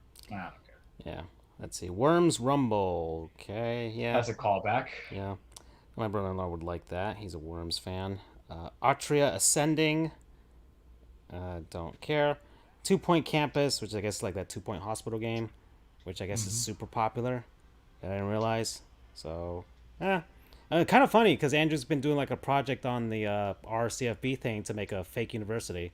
So this might actually be up his alley. Perfect for him. Yeah, exactly. Super Monkey Ball Banana Mania. Yeah. I'm about to unload Super Monkey Ball hopefully soon, but as I have for GameCube, the first one, and I really liked that game. It was actually really, really fun. And now they're basically copy and pasting them to the Switch, which kind of gives I don't have to, especially for those who are looking for copies of those games right now. It actually might be cheaper to get the Switch version than the originals right now. So just like Super Mario 3D All Stars. Yeah. So there you go. There's that. So that one, I'm cool with that. I'm cool with these copy paste compilations. Allows people to play some pretty darn good games. These are good games. These Monkey Ball games are pretty good. So that's fine. Oh man, this one got me in my loins. All right, Mario Party Superstars, my friend. Yeah. I'm not gonna buy it. I would just wait till my friends buy it. But I like playing Mario Party. It's a whole 100. This one, mix of everything. This one got me in my loins, and I'll tell you why. It is basically what I've been screaming at Nintendo silently in my brain to do for years now. In fact, every Mario Party fan that liked the eighth one is horrible, but it's still in line with the first 8 anyways. Anybody who's like that style of party games, not the 9 and the 10 or whatever. I like Super Mario Party though, the one that just came out in 2018. Yeah, well, but this is real. That was kind of a callback, but not there. It just wasn't there. But this one is, because they're bringing back 100 of the best mini games, some of the best boards. I could see some DLC in this one as well to get other boards. I am all for this one, man. Online play, legit, real online play. But they did an update for the last Super Mario Party. Yeah, so they just did. What was the purpose? But yeah, exactly. It's only to announce this. Only to announce this right here. But regardless, this is the Mario Party that I've been waiting for years. I probably won't buy it immediately anyways, because I can't spend money. But regardless, this is it. So it's gonna be there. It's gonna be there. It's gonna be fun. I like it. I like it a lot. Metroid Dread. I'm actually excited for it. Yeah. I never played a lot of the 2D Metroids. Yeah. It was on my radar back in the Super NES days, and I didn't have the handhelds to play the other M. But it's always interesting. It's not Prime, but I think I told you this a long time ago. There is no Prime. You can take whatever announcents that you are, but games get canceled. And they even said it today. They even said it today. Yeah. It's still working. We're still working on it. Yeah. There is no Prime, kids. How they say there is no spoon? There is. I bet you they'll be like, well, it started off as Prime 4, and then we kind of basically just continue the storyline with some other Metroid something. I'll just call it something else. More than likely. Because this is what they did with this game. This Metroid Dread, I think they've been working on it since like the DS, or at least it was a concept. and now But it's this here. is how you should utilize, I think, Nintendo's properties. You don't have to make everything AAA, whatever. grand Yeah. 3D, but what you do is you just make it exciting. I'm not paying $60 for it. 30 is about fine because at the end of the day, it's a 2D Yeah, I scroller. But can't. Yeah. I use my Switch for a lot of my indie platformers. Like, I love Guacamelee 1 and 2. Mm-hmm. That's what was purchased. That is in line of what I would utilize it Mm-hmm. for. And it could be fun. I think the only thing that was annoying was the sound effects Yeah. that I heard on the trailer. But I was like, yeah, $30 maybe. Yeah. Maybe I'll I consider it. mean, that's basically. I mean, it's the sounds of like Metroids and things like that. That's basically like taken like from like the Game Boy. That's why it's might have hurt your ears from that Game Boy uh, sound chip or whatever. But yeah, this is basically. Well, I played Metroid: Samus Returns on the 3DS. It's basically that, but beefed up in HD. So it'll probably And I'm cool control. with that. Yeah, no, I'm no. That game was fantastic. So I am all for this. This is probably gonna be like I would say this is like a 10-hour game because that game was 10 hours. I could see 10 hours for that. Pay. Yeah. I doubt Nintendo would sell this for 60, but They're totally going to. yeah. If I if wish. they might be like, we'll throw you guys a bone. It's 50 now. It's only 50. And some people were disappointed, I guess, because there was the Switch Pro announcement. But like, you don't need it yet. Nah, You don't need it yet nah. because they're not done with their game releases. What they did with this E3 was announce you games you had no idea were coming out, except for a certain one that we'll probably save for last. Yeah. But all these things like I didn't know Trevor was coming. I was Yeah. like, oh my god, they're I was really doing surprised. Prime I was 4. really surprised. I'm like, they The actually did Mario it. Party. They went and Yeah. did it. They finished the game. They finished the game. Heck, this game was referenced in Metroid Prime 1, I think. Mm-hmm. So this is long been in the works. It was like Game Boy Advance days, my friend. So there you go. So it's gonna have like they got the collector's edition and all that stuff, even though that's not gonna appreciate in value for another 20 years. So if you're gonna shell out for that, hang on to it for a long time and don't open it. That's what I'll tell you. Just Dance, Cruise and Blast. Hey. That one surprised me. I don't know if you remember those cruising games from back in the N64 days. Those No. arcade Was that the one with, like, cabinets. yeah, that was like, is that the like you're on a bike and you're driving across No, America no, and stuff you're like in a that? car, my friend. No, cruising, Oh, but it's the cruising, same one I'm thinking of. Yeah. cruising USA, Maybe not cruising fun. World. Yeah, it's okay. Yeah, I know which one. Yeah, it was basically like those games back in modern day. So I'm a fan of that. I like the callback. I like the callback to that. So hopefully, a nice arcadey style racer.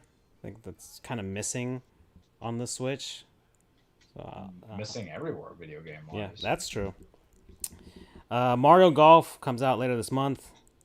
Still looks pretty darn Hey. good. I'm probably not going to get it anytime soon. You know so. me, I have no loyalty, so I'll just trade stuff out because Mario made me love Mario Tennis a lot, and I actually like golf. Weirdly, because it's all the hours and years played in Golden Tee with my buddies. Mm-hmm. And I actually kind of like watching it somewhat professionally. It's just I also think golf fans are pretentious, so it's kind of like I am what I hate kind of thing. And there's a certain was it stigma or I don't know, something with like lawyers and learning how to play golf, like all over law school. But he's not going to learn to play golf so I can. I'm like, gosh, I don't want to learn how to play golf. I really don't. We like adobo in our chicken though, Mhm. Francisco. So I don't think that's for us. I know, but there are the people here in Miami too. They're like, oh, I'm going to take up golf, and they're all golf. They do people. top golf though. Some guys are actually trying to actually get golf. I don't know. Whatever. That's an aside. Damn it, Doug. We know it's Doug, or just call it Doug. I don't think it's Doug. He can barely get out of his own home. That's how busy guy. he is, man. Oh, I mean, granted, can we use it as a segment? Damn it, Doug. So he's always referenced in spirit. Anything that happens, damn it, Doug. Monster Hunter Stories. I don't care. Hmm. Not my thing. Never. Not even a It's Monster Hunter fan. Yeah, I mean, maybe. Yeah. I'll consider anything if it's good. I guess you know? it's yeah. WarioWare. I'm surprised that got announced. Wow, that could be fun. Yeah, but I think I kind of party wanted game. a Wario adventure because like I was talking about it with my coworker. I'm like, why can't I just get like a Princess Peach game? It's time. Oh, Princess Peach goes to say Mario. yeah, she had one on the DS a long time ago. That was it. And I think she's got unique stuff, especially if you look at her Smash skills. All you have to do is just incorporate her Smash set into a platformer, and we're into it. Yep. A real platformer, not like a a cheesy or easy whatever. Just okay. There's one for the ladies, everyone. Wario on the GameCube. Yeah. So, yeah, but yeah, Wario hasn't had a legit adventure game since the Wii. Yeah, Wario Land Shaker, which is a really good game, by the way. I'm surprised Nintendo hasn't re-released that in HD with some. I mean, it is great hand-drawn graphics, all that stuff. It is fantastic. Surprised they haven't tried to redo that one. Just to copy and paste it, I don't care. It's a really good game. I don't know nothing about Shin Megami Tensei. I don't know nothing about that series. I think it's a PlayStation series. Yeah. I don't know nothing about Danganronpa. It's a TV show. I think that made a video game. Yeah, I guess so. I know this Fatal Frame is a Wii U, port. So we're almost there, folks. Almost all of them are there. Your precious Star Fox Zero hasn't made over, Charles. Not yet. I just want to play on the damn Switch. It's not coming. Nintendo. They killed Captain Falcon in the trailer, I mean. That's basically an FU to the F-Zero fans right there. For Kazuya. They killed Captain Falcon. All right? All our dreams are dead. Doom Eternal's got the DLC. Can't wait to play that. That'll be fun. I'll actually get to play it in all of its 30 frames per second, 540p glory. Fantastic. I love it. Tony Hawk, that's coming out for us, finally. Oh, yeah. That should be good. That's fine. Cool beans. I can get for the PlayStation, but it's good for it's a perfect handheld game. Mm-hmm. Let's see. Strange Brigade, which was kind of interesting, I think. I don't know if I'll get it. Oh, I'm really excited for this one. Mario and Rabbids. Sparks of Hope. Yeah, and you know what? They have like the first one for 10. I was almost about to pull the trigger on it. On the eShop or like actual physical? Both, because they were doing Ubisoft was like, weekend. Yeah. Okay. You haven't played it? No, because it's not RTS, but like grid games, they're good. They're too long for me. Like you have that same kind of effect with I will recommend this one to you, my friend, because this is a Mario RTS game, which basically simplifies it, and it's not that long of a game. Okay, and the battles, huh? I read 30 hours. That's if you want to do all the extra stuff. There's, if you want to perfect missions and stuff like that. But you can get through it. My sister did. My sister has no time for anything, and she got through it. So if she can get through it, you can get through it. So I'll recommend it to you, especially for $10. You that's a lot of bang for your buck right there. And then you got the Donkey Kong DLC if you feel like playing a little extra. Advance Wars. Never played an Advance War game. Pseudo excited for that because it was a game I always wanted to play when I was younger and never came around to it. I just don't want to pay $60 for a remake. 2 Game Boy Advance games. Yeah, I know. But then there's me who will spend like $40 on food that's just average. And I have my $30 Taco Bell thing. I'm like, maybe I should just do this for entertainment. Yeah. Once again, I never played them, and I'm definitely not going to shell out for the actual Game Boy Advance games. I don't know how expensive they are, but I mean, they would be so high. Well, they might have lost value now. I don't know. There's some game I have. I just sold WarioWare Twisted, which I guess, granted, is a pretty rare game, and it's actually WarioWare Twisted is one of those games that Nintendo you can't emulate it because you need like the motion controls on it. So Nintendo would have to actually re-release that thing on the Switch because it has the motion controls. But nobody can nobody can emulate that thing. You have to actually like do it. I don't know. Maybe somebody's done it. Maybe I'm just talking out my butt. But whatever. But yeah, Advance Wars. Yeah, go get it. Yeah, that's fine. That's cool. But yeah, $60 for 2 Game Boy Advance games. Yeah, that's kind of hard. Ourself. Age of Calamity expansion comes out this week, so I'm gonna be excited for that. I will start it. For those who don't know, Francisco has his gaming stream, and he went hardcore, balls to the wall on Age of Calamity. Oh yeah, 60 plus hours on that thing. Ooh. Yeah. So I'll get back into that. That's probably what I'll be playing this week. I did beat Hotline Miami, beat Stanley Parable, and That's probably like the new flavor of the week before I get to the Batman Telltale, which I'm kind of excited about as well. I like the first season. I didn't play the second one yet. Yeah. And then Skyward Sword. Already played it a decade ago. I didn't, don't care. but I don't know if I want it. Yeah, I wouldn't. For $60, I'm not recommending that one to you.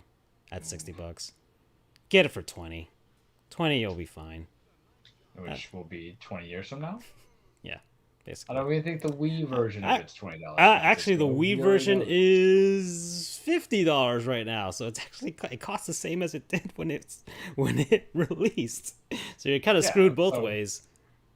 It's just pushing my hand to do one thing. Yeah. So, and then a Zelda Game & Watch, which I don't know. If I were to get it, I'd get it for my dad for Christmas. That seems like a thing he'd like. So what is it? It's like Game & Watch Zelda? It's Zelda 1, the original Zelda, the original Zelda, Zelda 2, Zelda Link's Awakening, which is not the deluxe version of the Game Boy game, but the original version of the Game Boy game, which doesn't make any sense to me at all, because you have a color screen on the damn thing. You might as well put the best version of that game on there, unless they give you both the options. Maybe people want to play, maybe they have an option to play in Game Boy mode and Game Boy Color mode. I don't know. And then like a, Game & Watch game. And it's a watch if you ever want to use it for time. So, but it looks pretty cool. They did one for Mario like a year ago or something. So I could see myself giving my dad this and be like, okay, here's a dedicated Zelda machine. And then, new Zelda next year. All right, insert Ron Burgundy GIF that I usually send. I've been sending to a lot of when it comes to Julio Jones. You know the one. Oh yeah. When it gets really awkward. Oh yeah. Yep. Pure photogrific. Because I watched that trailer during my lunch break. I was like, buddy. Let's just say the opposite of my Chiking non-sponsor promo code. Yeah, pretty much. It was just, it was full mass. Because, for my backstory, I had played, I started Breath of the Wild in December and I beat it in like January, February. It was my wisdom teeth gaming when I wasn't exercising and eating. And I hate myself for delaying it for so long. But I have this tendency of like not wanting to play the most recent stuff anyway, because buck the trend kind of mentality. Let me get through the. And you have converted me, my friend. So. Oh my, yeah, I know. But it's just the game was just so damn good, and you're in the skies because now it feels like kind of like a fusion of that and a little bit of Skyward Sword. I only say that because of skies, but I think in their chronology, it's that Breath of the Wild's the latest one, Skyward Sword's the first one, so. Maybe you're going back to Hylia or whatever the hell the sky place was. Yeah. That's probably why they re-released Skyward Sword anyways. It kind of met and like, oh, this is, or maybe I guess the storyline's like, oh, there's been Sky Islands the whole time, And I mean, they never left. It's like, but for the love of God, Nintendo, please stop breaking the damn items, the weapons. Wow. Like, it's cool for 100 times, but once we get to 101, then I'm like, I just won't play the game. Like, that's gonna suck when you're fighting this sky monster and it breaks on you and you just kind of you have no other option. You just because it's gonna fall 1,000 feet to my death. It made some things more difficult, enemies more difficult than it should be, especially in the first 20, 30 hours when you're going against the boblins and the moblins or the little boulders. But, like when it comes to Linux and the Guardians, like you just know to come in, you're smart. But I also don't want to have to go through the thing. I'm like, God damn it, okay, fine. So just fix it. I mean, you can create stronger durability, or what you do is you do a typical dungeon crawler, a level cap. This thing is only good if the thing is a level 20 and you're only like any RPG. Just say, okay, well, I'm gonna have to switch out this sword because it won't kill this enemy anymore. Or like any other Zelda game, you get the Master Sword. All right, we're good from here on out. And this is where I want to see where fans get fickle, because the biggest complaint I've heard of. Sorry, Jime. No, Oh, I'm just sure. saying, like, if you have the Master Sword anyways, because we're assuming this is the sequel, so you're gonna have the Master Sword, I would assume. But don't depower me. I hate that with sequel games. Yeah, If you're gonna do it, do it. they do it in Metroid all the time. So All the damn time. All the damn time. And they even kind of did in like Deus Ex, which I loved. Human Revolution and Mankind Divided. But we don't need to, we don't need to do this. Don't insult it. You just kind of like hide in the enemies, or what you have is you sap power, but don't have Link lost it again.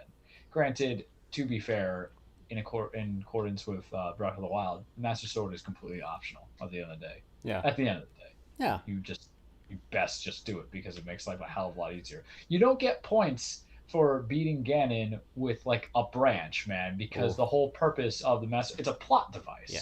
Just because you're cool to do it, that's fine, but there's the same way of why you need the memories. Yeah.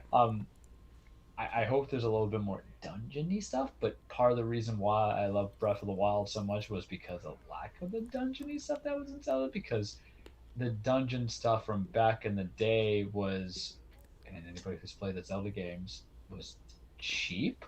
And our good friend Johnny, he does the cats and stats. I forgot the name. Oh, you got it right.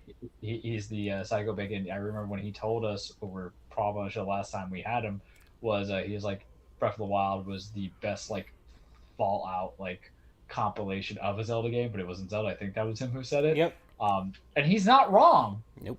But that's what made Breath of the Wild so good, because I think out of all the games that Nintendo had in their repertoire, Zelda to me had just past its time. Too formulaic. Playing the same way. Yeah. In the same way. It's always the first 20 hours don't mean anything, and then the back end is what matters most. And you get the Master Sword. It's like, all right, here we go. Now we got it. The other stuff was just kind of collect the things, the thingamabobber, go to dungeon 1, 2, 3, 4, whatever. All right, power up the Master Sword. All right, we good, and there we are.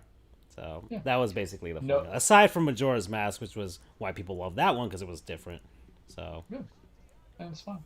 No Bayonetta 3. It's okay. It's announced. Yeah. I think it's closer in development then. Yeah, and Platinum doesn't really like to show off their stuff until then they'll. Oh, I can't. They're actually close. Yeah, that trailer's gonna be and I think a lot of companies are kind of, especially after the whole pandemic thing, it's just kind of like, kind of hold their cards to their chest a lot more, So we saw what happened when No More Heroes 3. They announced it, pretty early, and then whole thing hit, and like, okay, and now that's finally coming out this year. So and understand this, for those who have not played Bayonetta 2, it is your favorite gamer's game that they never talked about. Yeah. If it's out for it, makes no sense if you see somebody else playing it, but once you play it yourself, yeah. It's a beautiful hack and slash action game. Yeah. Very, very twisty. I think the best way to kind of explain it is a flashier Devil May Cry. Yeah. To really simplify it. It is, and it's made to be played multiple times. You're supposed to play it multiple times, which doesn't go to my style, but I totally get it for other people. Well, I did it like 1.5, and what happened was the trade-in value.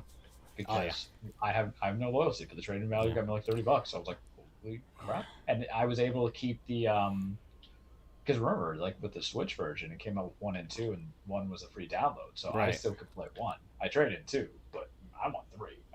And I got those games on the Wii U, so so it's like, all right. Downloaded, by the way. So that's why I don't do digital downloads. Yeah, I know. But no Bayonetta 3.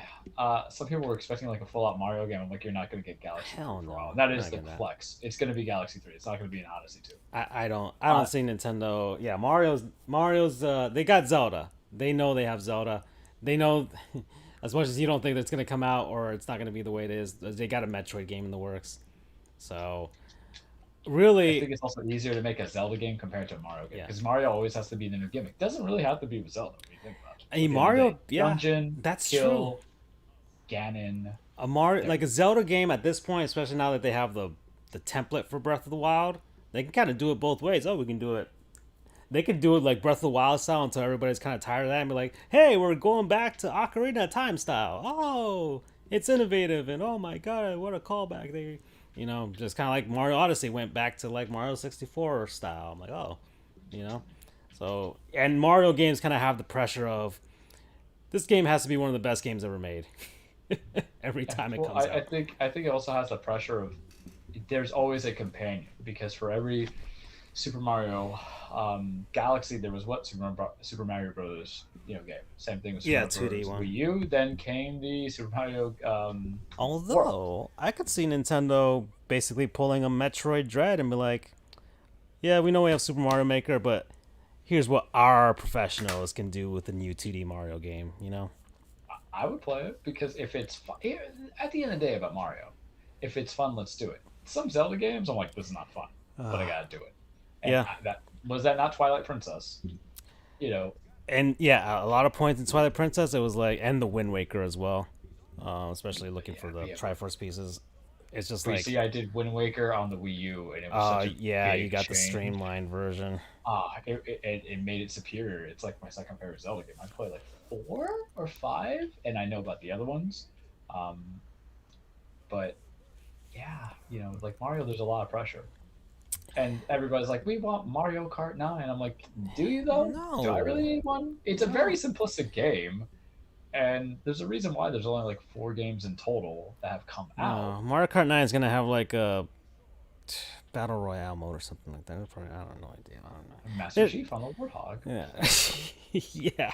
There you go. Because it fits. Does it not fit? I mean, Mario Kart 8 was slowly turning into that. So yeah, they got Link, they got the villagers, they got the Inklings, and they got all those costumes from like the amiibos from different characters. So, and they had like an F-Zero course or 2 of them. So I could see that, and an Excite Bike one too. So here's your Halo course.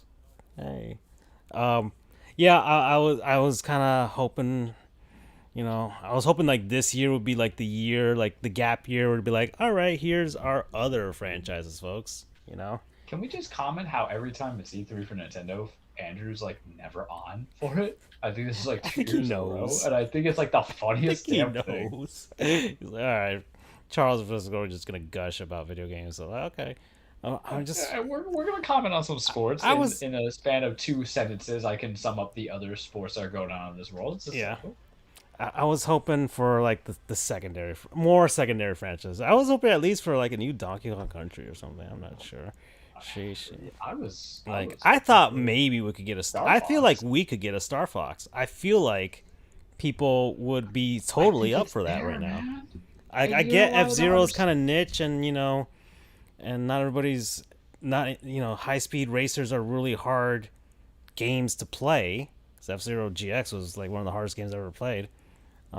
But Star Fox is up the alley. It's got, and like we had the idea. Remember, you said like, oh, we could totally see a Netflix series of Star Fox characters or whatever. Yeah. Like, oh my god! And I feel that like you have a lot of the Joy Cons are just so intuitive now compared to like the Wii remotes that I want to actually fly with the Joy Cons as I'm trying to shoot stuff, because I'm playing Star Wars Squadrons, which may or may not be a future thing of non-sponsors. We'll see. Oh, if only you had the VR headset for it. When I gotta finish it.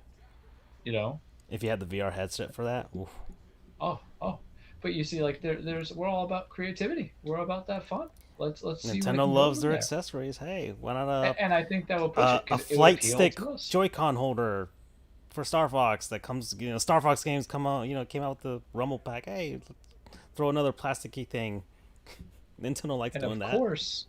And of course, it's very niche, but a lot of games for Nintendo are niche. The reason why I like Nintendo games is because I think it's the best way to kind of do platformers. Because I find that the only, developers who make me happy with my platformers, because we grew up in a different generation, kids. There was no Fortnite, no Call of Duty. We got that when we were like basically young adults. Because even Call of Duty and Battlefield were not the Call of Duty and Battlefield that you guys were used to. Yeah. We had Call of Duty 1940. It wasn't until like the 360 when that thing started to like Modern Warfare, basically 2008 or whatever. So what we had was platformers, plain and simple. That was our thing. And then fighting games and platformers and some shooters, but the shooters back then were kind of stilted. Yeah, and action-y type of games like, I don't know, Devil May Cry, PS2 era. I'm just thinking of that, Yeah, action adventure. Because those are formative years. We're 12 and 14. But so with Nintendo, they made the platformers, because if not them, it's indie games that I would play. for the platformers. As I mentioned, Guacamelee. I can never speak highly. Oh no, they are. Oh man, I'm still surprised. I'm like, Sega, come on, man. Where's Sonic Mania 2? Where is it? Yeah, licensing rights. They where's want the to Horde? profit off of the movie. Where's the Horde? Oh man, I could see a spin-off of the movie. Hey man, if the same guys are handling a movie game of Sonic 2 or whatever, of the Sonic 2 movie, hell yeah, I'm all for it. Knuckles is in it. I know that's happening already. I just want to know who they're gonna voice as him. Is it wrong that I want? Well, Tails is the actual voice of Tails, like who does it now. But is it wrong that I want Ving Rhames to like voice Knuckles, and I could just like Marcellus Wallace is up in this? Oh yeah. Because for me, it's like the best inside joke. I mean, because I didn't even like I still to this day have not seen one Echinata or what the hell they call it.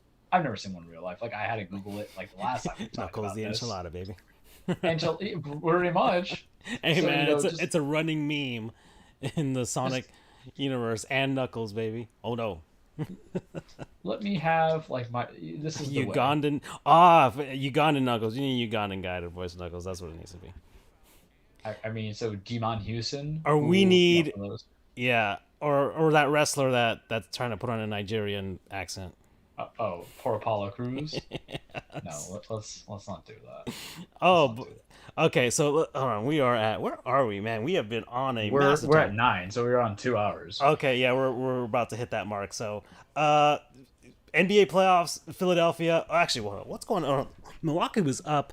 It's 25-15 right now, so I don't know. You might be eating some more pie, Charles. I'm not sure. No. Okay. So time to communicate, if I may. Milwaukee, and I understand that I've been in the other position, so I shouldn't talk. But Milwaukee is healthy at the right time. That's the case of playoffs. But to me, this is not a fundamentally, still Celtic. I'll eat the humble pie. It was never going to be cleared. Last week, I made the declarations of what they had to do. If they win the series, that's fine. But this is very much the feeling of, oh hey, remember when we said the Toronto Raptors beat the Golden State Warriors, but we disregard everybody else got hurt? Mm-hmm. This is kind of how I would feel about it. And I'll just take it. This has been my week with sports, Francisco. Everybody I don't like or hate is winning, and everything I love is losing, except for the Tennessee Titans and my chub for Julio Jones. Mm-hmm. Everything else is fine. But Milwaukee and Nets, I haven't watched it because that's a lie. I watched Game 3, which was good, but neither team wanted to win that. And here's the thing: an injured Nets team almost took that from Milwaukee after being down near 30. That's why I'm like, and that's why I told you, I'm like, are you scared of this team? Because I'm not. Because let me tell you something: playoffs is not the time nor the place to give up and concede. Yeah, and yes, they still won, but I watched that entire game. That Milwaukee team versus Phoenix. No, I'm talking about Eastern Conference right now. So, like, as much as I'm loving what's going down in Atlanta right now, I'm loving it. And if they pull it off, whoo boy, my! I am going to be the most obnoxious human being. Shut down the franchise. I'm going to call Brendan. Shut down the franchise. Tell him he needs to jump on the show. Fire Doc Rivers. Yeah, I'm going to tell him he needs to jump onto the show because remember when I made that declaration where I outright said that Philly team is not scared of me? He's like, ooh, I don't know about that. I'm getting everybody who's got it. And I'm like, I'm going to serve them. Actually, so, yeah. Yeah, I'm going to be like, Cartman with Scott Tenorman, eat your parents kind of thing. Because I told you I was not scared of Milwaukee. And I was not scared of Philly. There's something about because you got Doc Rivers. What is the man known for? Wasted talent. All those years with the Clippers. Yeah. You know where Doc is better suited to? A team like Atlanta. That was kind of like trying to figure out the new talent how to win. And that's what he would have been suited for. He did that in Orlando. Yeah. Exactly. And he did it in LA. Because LA was sucking it. Yeah. And but then they got Philly. Because here's the thing. Let me ask you this, Francisco. You kept, what's his name? Brown, the coach. And you put him with the same people that helped that team flow, which was getting shooters. That's the whole purpose of getting the other Curry, Seth Curry. Because Steph and Steph, I'm like, speech impediment kids. Yeah. That's the whole thing, is that you gave them the shooters that they need and people who are reliable when the big guys are actually, not playing when you're getting the stars. That's essentially what the same offense would have been, I felt like. So I don't think Brown got a bad job. I think he'll get an opportunity to coach again, to be honest with you, especially since he was a loyal soldier to Philly. But I think he was just like, yeah, I'm out. I don't think Doc has structurally made this team better. Oh, they're the number one, defensive rated team. Like, Doc Rivers ain't never known for defense. Doc is known for assists. Yeah. That's everything that he did. He's always been able to make his point guard like that lead kind of guy, and it works for Ben Simmons because Ben Simmons, out of 12 men deep on the roster, is number 10 on the guy you want taking the last shot. Yeah, that's some truth. I feel bad for Embiid, and we I don't hate Embiid. I don't think I actually talk smack about Embiid and that stuff. Who do I talk most stuff about? Simmons. Yep. Because I don't see it. I don't see it. Versatile, perfect. That's great. He's an evolution version of. He's the all-star version of Evan Turner. I get it, but when we get to Simmons, it's special. He has the repertoire of always getting hurt. This guy is playing on a torn meniscus. He went 4 of 20, 0.25 shooting percentage. Last game, he's having to bang knees with Clint Capella and possibly John Collins if they do switches. Those are some big men. You cannot handle that. You're going to waste your franchise the franchise star who has these debilitating issues on a hope and a dream of a win. You don't trust that depth. You don't trust that coaching that supposedly is in there with Doc to go at it with him. What, they got Dwight Howard, right? Is that their backup center? I believe. I think it is. Is Dwight there? You don't trust. My goodness. I think Dwight's there. Let me verify that, because Dwight's moved around a lot. Maybe he wasn't there, but we know he was with the. He was in the Lakers last year. Yeah, I thought he's with the 76ers now. Oh. So you don't have that offensive touch, but you don't try to do a couple games to really get the proper. I think it's risky. And yes, people can play through those kind of injuries. They have. Wade was basically playing on a whole strong one, and then he had to get removed, and he regrets it to this day because your body actually needs its ligaments. But I don't know, man. Like that's hindsight is 2020, especially if you're giving some people some max deals, because you're still going to be hurt. And then when you lose, presumably, whenever you lose at whatever round, and then comes the surgeries that you have, you're out for an extended period of time, for a longer period of time. Philly, to me, I think we said last time why I was impressed with Tyronn Lue with the grit that the Clippers have shown in their game against the Mavs, and then I would say even now against Utah, but I'm going to comment on that in a second, is that, Tyronn at least won something. I don't think Doc had the wherewithal to do it, to win, because there's stubbornness in coaching and when to fold them and when to call timeouts and when to do the matchups and when to say, all right, I think this guy's going to get majority of the touches, so let's put this guy, let this guy score and go from there. Very poo-poo kind of playoffs, and I hate it. I texted you the other day. I'm like, why is it that every time I stay out for a Western game, it just sucks? But that Clippers Utah game has been good. But I'm gonna eat some humble pie because I'm sick of it. I'm sick of it, Francisco. I'm sick of the teams that I'm talking about. I'm sick of the teams that I'm talking about. Just going from there, and I'm just gonna eat my humble pie. I already did the Chris Paul thing. I gave him a nice serving. I'll get a second serving because he's good. But fine. I'll eat the Devin Booker pie. I just still don't get it, but I'll eat the pie because you know what I tell myself? It's better to still be a scorer on a playoff team than never make it at all. Fine, I will give you the Devin Booker thing. It could be worse. They could be trying to win playoff series like they did with Jeremy Taché, our good friend at Swings and Misses, is going to hate me. And breakfast at Jeremy's is Bally Sports. Yeah. But Bally Sports. Look at all the shout outs that we're giving because we're actually talking sports related. They're gonna hate me, but it's better trying to go to the playoffs with Devin Booker than a Justice Wilson or Winslow. Sorry, he's not even. He's a Winslow because his wins are low. Not even doing anything in Memphis. But that's what we were bringing out, were we not? Yep. So fine, I'll eat the humble pie on Devin Booker. I still hold true that when a person is still the sole optional scorer because DeAndre Ayton isn't your main primary guy, fine. I'll give it to the Chris Paul effect. I'll give it to and I like Monty Williams. I'm not even gonna talk poo-poo about it. But fine, I will eat the Devin Booker pie kind of situation. I'm gonna treat it like his vegetables. I don't know what my least favorite pie is, but I'm gonna treat it as that. And it's no hatred, Devin. You might convince me. Maybe it's a product because I haven't seen West Coast games. I don't hate any player who hasn't done anything wrong in this world. But for 2 seasons, I've been on the show 3 years, right? 2 years, I've essentially been like, nah, don't see it. Fine, I'll eat the pie. And they're going to win. It's just going to happen because every team I seem to be going against is succeeding. So go ahead, win it, get your pie. Good for Phoenix, good for the town. Did something the actual with hand-me-down superstars as Chris Paul. Oof, that's a slight insult, but it's kind of true because no one really wants him for a degree. But, slight insults of a hand-me-down superstar, still a superstar, where, Chuck couldn't do it. Instead, we're going to build around these core guys. I think what really has made that team better is Jay Crowder, which I know Jeremy had talked about in the past of letting go, and we didn't want to let him go, but we didn't want to put all that money for a guy who's not offensively scoring, but yet then we trade for Trevor Ariza, and he was just fine.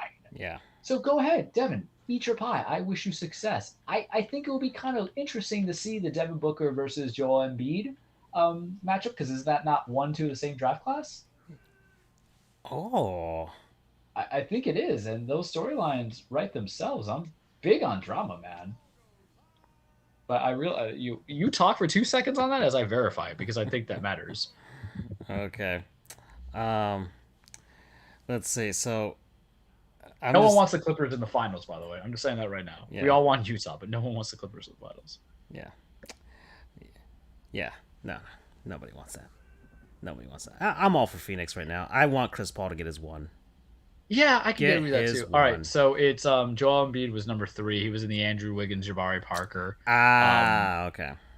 Devin Booker was not. I think Devin Booker was in the following one, but I think he was in the same one as, get this, Zach LaVine. Joel Embiid was with Zach LaVine, and I'm like, oh. Jokic was also in that draft, the same draft with Joel Embiid. And here's to comment on the team that actually got swept. Aside from the Heat, which the Heat there was an expectation with Denver. I don't know if you can use that excuse. Yeah, Devin Booker was 2015, pick 13. I don't know if you can use that excuse that we didn't have Jamal Murray because you went without Jamal Murray and Monte Morris against the Portland Trailblazers, and you beat the Trailblazers. So it just kind of seems like they ran out of gas, in my opinion. It seems that way. It seems like they just... Denver never just seems to get over the hump. They just can't. I don't know what it is. Or the whole... Can I say it now? Can't be the Coors Field effect. That's for sure. So. No, but we're going to say it, and it's going to be terrible. Maybe even though you're we could talk about what we posted last week about certain getting MVP, Even though you're only MVP for the regular league. I mean, granted, let's not be dicks for a second, because that's what you and I are sometimes compared to Andrew. Jokic played phenomenal. Oh, no. I'm not taking that away. I'm not saying he doesn't deserve having it. But we know. He wasn't a difference maker, because only a few players are difference makers going solo. I've seen Allen Iverson win a game out of spite. Yeah. In the finals. Mm-hmm. That's what I mean about the guy. I've seen Dame Lillard single-handedly save his team from elimination with one shot and go to the next round. That's the guy. Yeah. I mean, Dame Lillard with a slightly more competent team, and he beats that Denver team. He beats that Denver. But I'm just saying. But yeah, no, it's not like Jokic didn't earn it. I'm just saying the NBA was in a situation where they could hand the MVP to somebody who had numbers to justify it, while also serving their means of their international global appeal. And I'm just saying that, they don't have Yao anymore, so they can't do the whole Chinese market thing right now. Not that they don't have it, but I'm just saying, like, hey, now they've already conquered Canada with the Raptors winning that championship. I'm just saying, like, all right, now we got this whole Eastern European thing that's even happening right now. We got 2 studs everybody loves. So, like you got the Slovenian and Jokic and all this. You got Luka, and it's like, wow, there's a lot of Eastern Europeans that have a lot of money. And Eastern Europeans, there's a lot of people in Europe. And it'd be nice to get some of that. There's a lot of basketball played overseas. We've had Pau. We had Tony Parker from France. It's putting it all together, getting all of Europe right now. And so it's like, the NBA's trying You to. have Brazilian players even. Yeah. Not everything has to be But just I'm that just way, saying, the bro. money's in Europe. Oh. The money, that old money, is in Europe. That TV money, that's in Europe. They want that soccer I mean, money, my friends. you had the greatest Russian basketball player ever in Timofey Mozgov. Just saying, You Mr. want Defensive Basket. you want that European soccer type money. That's what they're going after, my friend. And they're gonna try and get it. We're not even talking about pounds as in the equation. We're talking about pounds like in money. Oh, I'm just saying, like, the NFL's, made their inroads in London, but that's it. NBA is going What's the way population more. throughout the entire continent of Europe versus America? Is it bigger? We can't even call it North American sports. We can't even get a fan base in Mexico, man. Yeah. We tried 2 teams in Canada. Yeah. No one wanted to stay for the Raptors for the longest time. Think on that, kids. Let's see. Think Population of Europe. You have to go the whole thing. It's got to be a lot, man. Definitely. Population of Europe right now. Let's see. Where is it, man? Where is that? Okay, as of 2018, 742 million people. USA is, or North America, if you want to count the 3. That's debatable. I mean, it says 2019, it says 365, but I would assume that's like 400. Let's just round it up to 400. So, I'm just saying, there's a lot there. That's a lot of money. All right. So much money. All right. And it's at a position, like 2-star players at a position that's most loved. Everybody likes a big center who can shoot. God forbid you're just a rebounder and a shot blocker, Hassan. And everybody loves the multiverse guard that is Luka. And hell, why are we just dimensionalizing it to just Luka and Jokic? You have arguably the trendsetter for some of this stuff from many years ago with Goran Dragic. Yeah. Just saying. And this is Eastern Europe here, because we already had, we had the Casal brothers, Spain, all right, and the Lopez brothers, okay, and you already had Tony Parker from France as well. I don't know who. Somebody else is also. You have the Greek freak, Giannis. Giannis is Giannis is making that. So the NBA is that's the new, because they international players. They went with, like, Yao was their big thing for China. That was it. It was Yao. It was basically Yao. That's it. But here, yeah. They're going the full thing at this point. All right, if they can get a British basketball player, it's over. It's over. Yeah. That's what they're looking for. If they can get one of those, or maybe even a German one, that's it. Okay, Charles, I think we got to get to the cage. We want sports, kids. We got to get to the cage.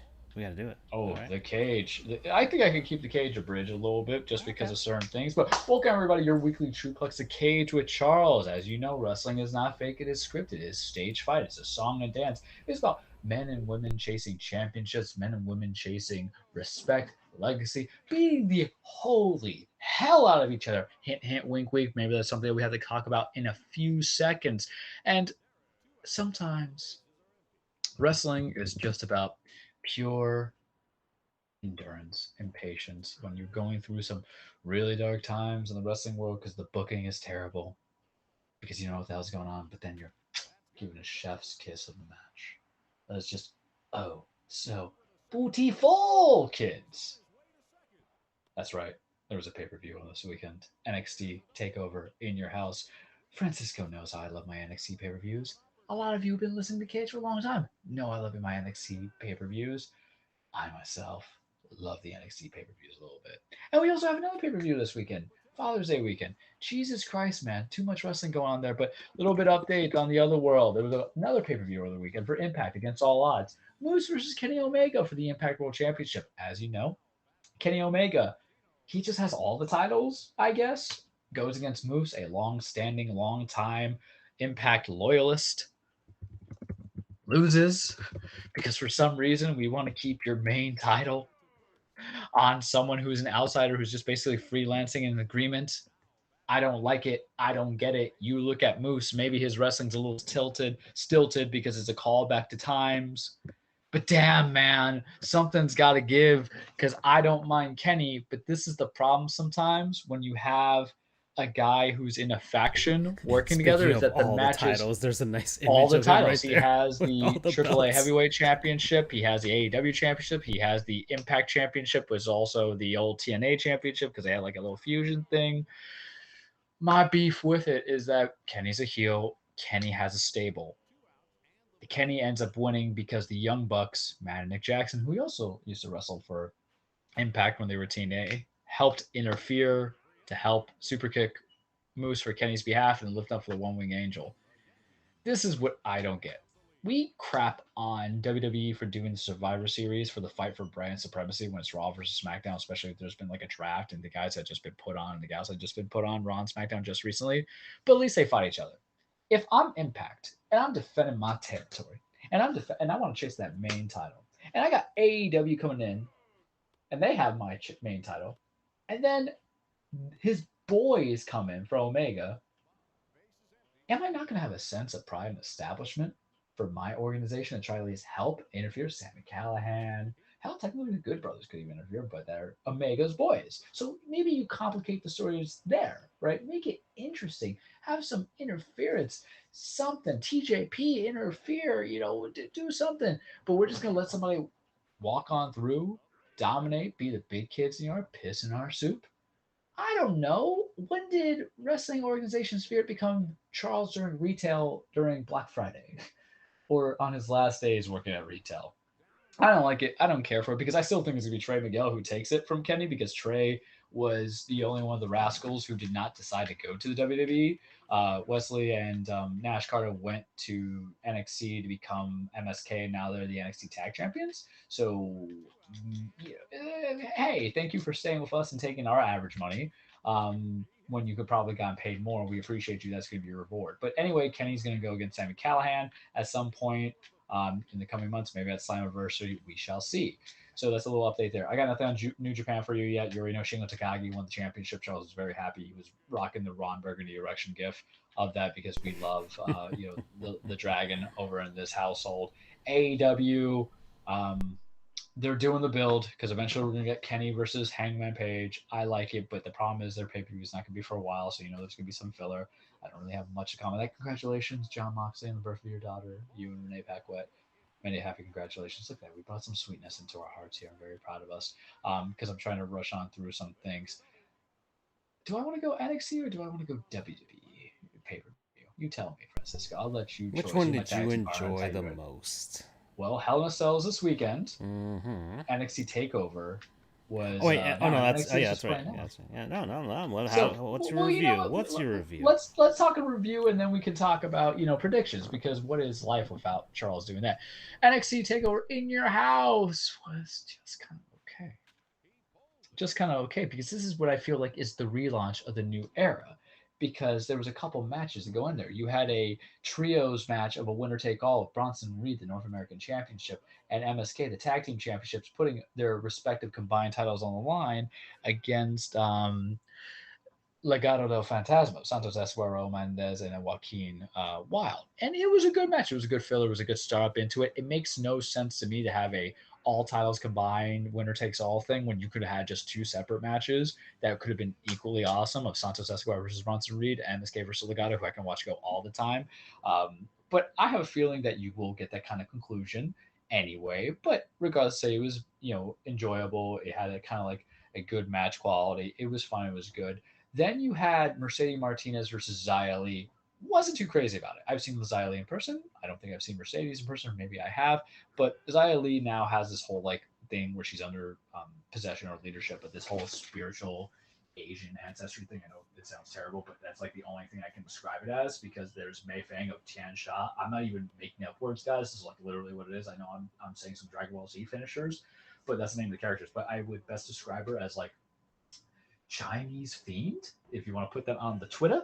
So what that all means, just type in Xia Li or something like that, or Mercedes Martinez or Takeover or Meng Fei or whatever. But it was an interesting component because the match itself wasn't really good, but then the after effects were Mercedes Martinez went to kind of hit her with a chair, and then she just kind of got choked out by I guess her name is Mei Feng. Was interesting to me because even though with my NXT, I like more of the wrestling as opposed to the entertainment aspect. Sometimes you need a quick needle shot of injection into the body. Main roster stuff is more about the entertainment. You can leave the wrestling component in my NXT spot. There you go. I see one little thing is there a demon arises. Yeah, I think that's like the best thing I can describe it. It was just strange and different, but at least it's a new road, a new prospect, something that we can go on into it. Then we had a ladder match: Cameron Grimes versus LA Knight for the $1 million title. That has some prestige because it was made famous by the $1 million man, Ted DiBiase. You love those good old 1980s, early 1990s wrestling. That's what you're there for. They have been feuding and get Ted's love and respect. It was in that ladder match. Very good match. I was giving LA Knight some stuff, formerly known as Eli Drake, because I'm like, there's something that doesn't fit the mold. I don't really think he's an NXT guy. I think he's more of a main roster guy because he can work and he speak on the mic, and I like Cameron Grimes. But they put on a show. They took bumps in the body. I liked it. You have the women's championship match of Ember Moon versus Raquel Gonzalez. Good match. I liked it. I think it helped put over Raquel a lot more to kind of show that she is an aspiring champion because of the fact that her run's kind of been meh because her only title offense was against Mercedes Martinez. But then we got to the big one, Francisco. If I ever have children, I hope to God I never have more than one child. Because if everybody's my favorite, who am I going to root against? Because I can only see the punishment in my life is I'll have two sons who go play in the NFL or go play in the NBA or go play, probably not NBA, I'm a very tiny person, I'm only 5'7", or go play baseball, and they have to go against each other. It's basically like being Archie Manning and having to see Peyton and Eli go against each other. But this is what it felt like. Who would I root for? Because the pay-per-view main event was not one, not two, not three, not four, but 5 gentlemen of exquisite wrestling abilities. Yes, even Karrion Kross included to you haters. For the NXT Championship, Fatal 5-Way. And it consists of Karrion Kross, Adam Cole, baby, Kyle O'Reilly, yes, Johnny Gargano, we love the way, Pete Dunne, ooh, delicious. All going for that championship. I love all those dudes. I love Karrion Kross. He's like 6'3" and he will beat the hell out of you. We don't walk the same street as Very scary man. Very scary man. We love Johnny Gargano, who really kind of birthed my whole loving of the indies to NXT stuff. He's put on like 3 or 4 5-star matches I can list for you without being biased. Adam Cole, baby, I have a shirt of his. Need I say more? Kyle O'Reilly, who how excited I was when Adam Cole kicked him in the face on St. Valentine's Day TakeOver. And then Pete Dunne, the Bruiserweight, the baddest man at NXT. It was just perfect. It's not the greatest match I've ever seen, but it is damn the match I needed it to be. It's like ordering your cheesy Gordita Crunch or your Crunchwrap Supreme and Taco Bell. You know what you're getting yourself into. And I was like, Karrion needs to win. Let's get Karrion some victories here because a lot of these guys, it might be call-up time. It might be call-up time for Adam Cole when him and Kyle finally resolve that stuff. It might be call-up time for Johnny when he's finally done. Pete and Kyle, you keep there. Karrion can keep it for a while and then he can get called up. But they played the story right. It was, hey, Karrion Kross, gotta beat you, 4-on-1. He was an animal. He destroyed people. There's parts where he's getting knocked to the table, beaten up outside because he's ganged up on, and everybody can go against each other. And then you got the feuds. You had Kyle and Adam reigniting their feud from the last TakeOver pay-per-view that was in April. But then there was a sweet moment, Francisco, where they look at each other because they see Karrion hanging on the ropes on the outside apron, like, we got to work together. And then they powerbomb him to the table. It's stuff like that. It was so good. It was the right kind of storytelling. It was Ron Burgundy erection gift moments. Oh, there's Karrion just standing up. Karrion the Barbarian. Loving it. Pete Dunne's like, come on, boy. Let's hit me up. And what the thing about Karrion Kross is he's like 6'3" and he weighs like 3 of those guys. And he retains because Kyle had Adam in the heel hook. Adam was trying not to tap. He wasn't going to tap. Oh, God, he was so close to tapping. And Karrion comes in and just cross-jackets Kyle. And Kyle would not relinquish that hold. Passed the hell out and Karrion retained. I'm like, chef's kiss. I loved it. It was enjoyable because it was the only match I was looking forward to, but it was like picking my children. Holy crap, the Blue Jays and the Yankees are both at 5-5 with the runs in. Can I just get consistency in my life? Apparently not. And then Tampa and the Islanders are tied right now, and Brooklyn sucks. That's thoughts on that. Hell in a Cells this weekend, kids. I kind of hate the fact that Vince still does this thing where he doesn't announce the whole cards. fully, because I feel like there's more matches that should be in there. I don't even know which ones are fully going to be in the Hell in a Cell, but as you know, Hell in a Cell structure made famous Shawn Michaels, Undertaker, in your house made even more famous Undertaker, Mankind, 97 or 98, maybe 99. I think it was 98. What we're known about that is Mankind's getting thrown off the damn top of the Hell in a Cell through the damn table. Always going to be 7-0. It's what 1997. Damn, I'm good, kids. Damn, I'm good. I'm going to pat my own back on that because that was the NXT takeover, or not NXT takeover, but that was the In Your House where Kane first came in. They were building up into it. But a lot of good Hell in a Cell matches. Now it's one of those gimmick pay-per-views. I think they have Ray versus Roman Reigns in a Hell in a Cell match. I can get behind it. Father wanting to beat up the man who beat up his son. It's basically a copy and paste of Seth beating up, Ray and Dominic intervenes and all this other fun stuff. But sometimes with storylines, it's simple. We see in soap operas, it's good. Love what Roman's doing on SmackDown. Why? Because it's not really about Roman and Ray. It's about Roman and Jimmy Uso and Jey Uso, the cousins, because Jimmy's back trying to fight for the soul of his brother, basically saying, you as a Universal Championship means nothing if we're tag team champions because we have the gold to the table. We're also the tribal chiefs of our people. Stop using this manipulation towards us because it's going to be leading to like a match between them and it's going to be great. Title, no title. Drew McIntyre, Bobby Lashley. Sure. Hell in a Cell match, I believe. Okay. What's the stipulation? If Drew loses, he can't get another shot for the WWE Championship. This frightens me, Francisco, because I've enjoyed Bobby Lashley's run. He's not hurt business Bobby Lashley, but he's ladies man Lashley, and he's just enjoying that lifestyle, being a champion and kicking your ass and looking good while he does it. These are my two concerns. Because you know how I feel about Drew McIntyre. He's Drew Borentire. I like him more as a heel. I want him as a heel champion. But if you put a stipulation like that, of if Drew loses, he cannot challenge for the top WWE Championship ever again, two things are going to happen. He's either going to win, which I doubt, or something worse is going to happen because there is the WWE draft that's happening in August, and he's going to go to SmackDown, and he's going to be the one that takes the title off of Roman. Why? Because they peppered it a little bit. They had the Survivor Series match when it was champion versus champion, and Drew was kind of looking good into it. And then Roman low blowed him, and then he choked him out after the low blow, and Roman retained. And then they had the WrestleMania match 2 years ago that was just fair. It wasn't even that good. And the Survivor Series match was just fine. It wasn't that great. It was kind of good, but not that fantastic because it was a predictable ending. That's what scares me. Don't ruin Roman's legacy because it's not even Drew. I'm sorry. It's Vince wanting to push it onto Drew. Drew can have a very natural elevation and return into certain things. But to have him strip it from Roman, to take that championship over Roman, doesn't work for me. Now you say, Charles, who is the right person to beat Roman? I give you two options. One, John Cena. That's your SummerSlam match. The storyline is John comes back. He's looking to break Flair's record. The crowd is going to want to know, do you finally cheer for Roman because you spent so many years booing him, even though we like his heel turn? Or do you want to see John Cena break Ric Flair's record of 16 times going to 17? That's compelling. I would be okay with it if he won it. I would be okay with it if he lost that match, but it's compelling. Or the better way, Roman has a grueling, hard-fought match against whoever. The Uso brothers turn on Roman, knock him down for good. And then what happens? The Money in the Bank cash-in contract. 1, 2, 3. Whoever wins it, Sami Zayn. 1, 2, 3. That person's champion. Roman's no longer champion, and he never got fairly beaten over it. And he can chase that a little bit, lose because of interference, and then go from there. It's a way of protecting him by never having him lose clean. Rhea Ripley, Charlotte Flair, don't care. Bianca Belair versus Bayley, could be fun.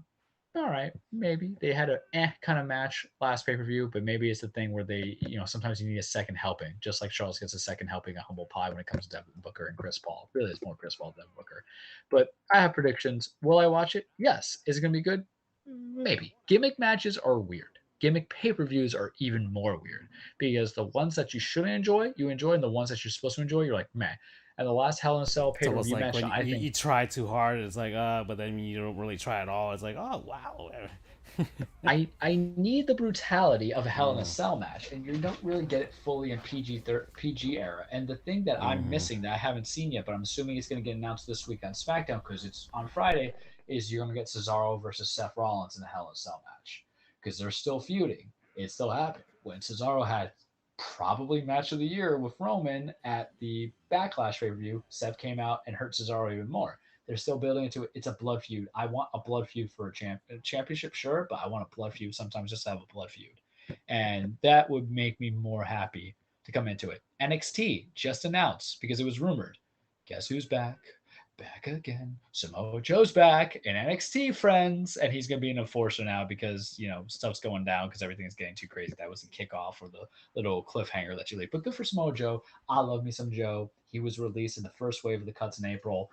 He was doing commentary and stuff like that, and had been a bit since he had wrestled too because of the injuries. But Joe is just an amazing character. The rumors are out there that Triple H was like, "Yo, bro, Vince, I'm gonna get him back. Bring him to NXT. I don't care. We can't let this guy go." You'd be foolish to do it, which was accurate, which is true. We love us a little bit of Joe. I would love him versus Karrion Kross. Whew, Ron Burgundy gif all day, every day. Is it GIF or GIF? How do you say? I say GIF because I call it a GIF.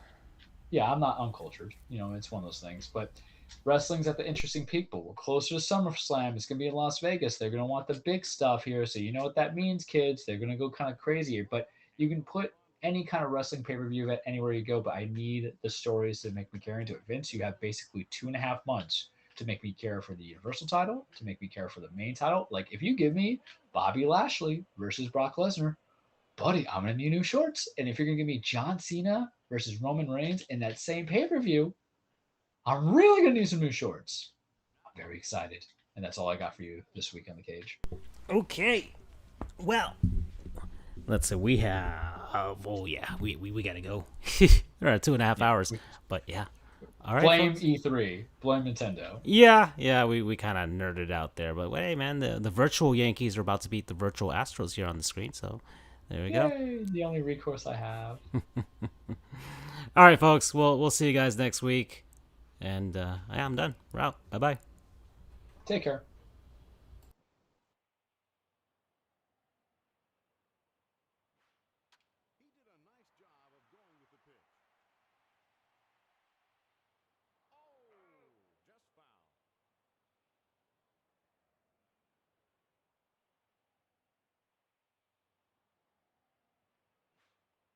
That's got potential.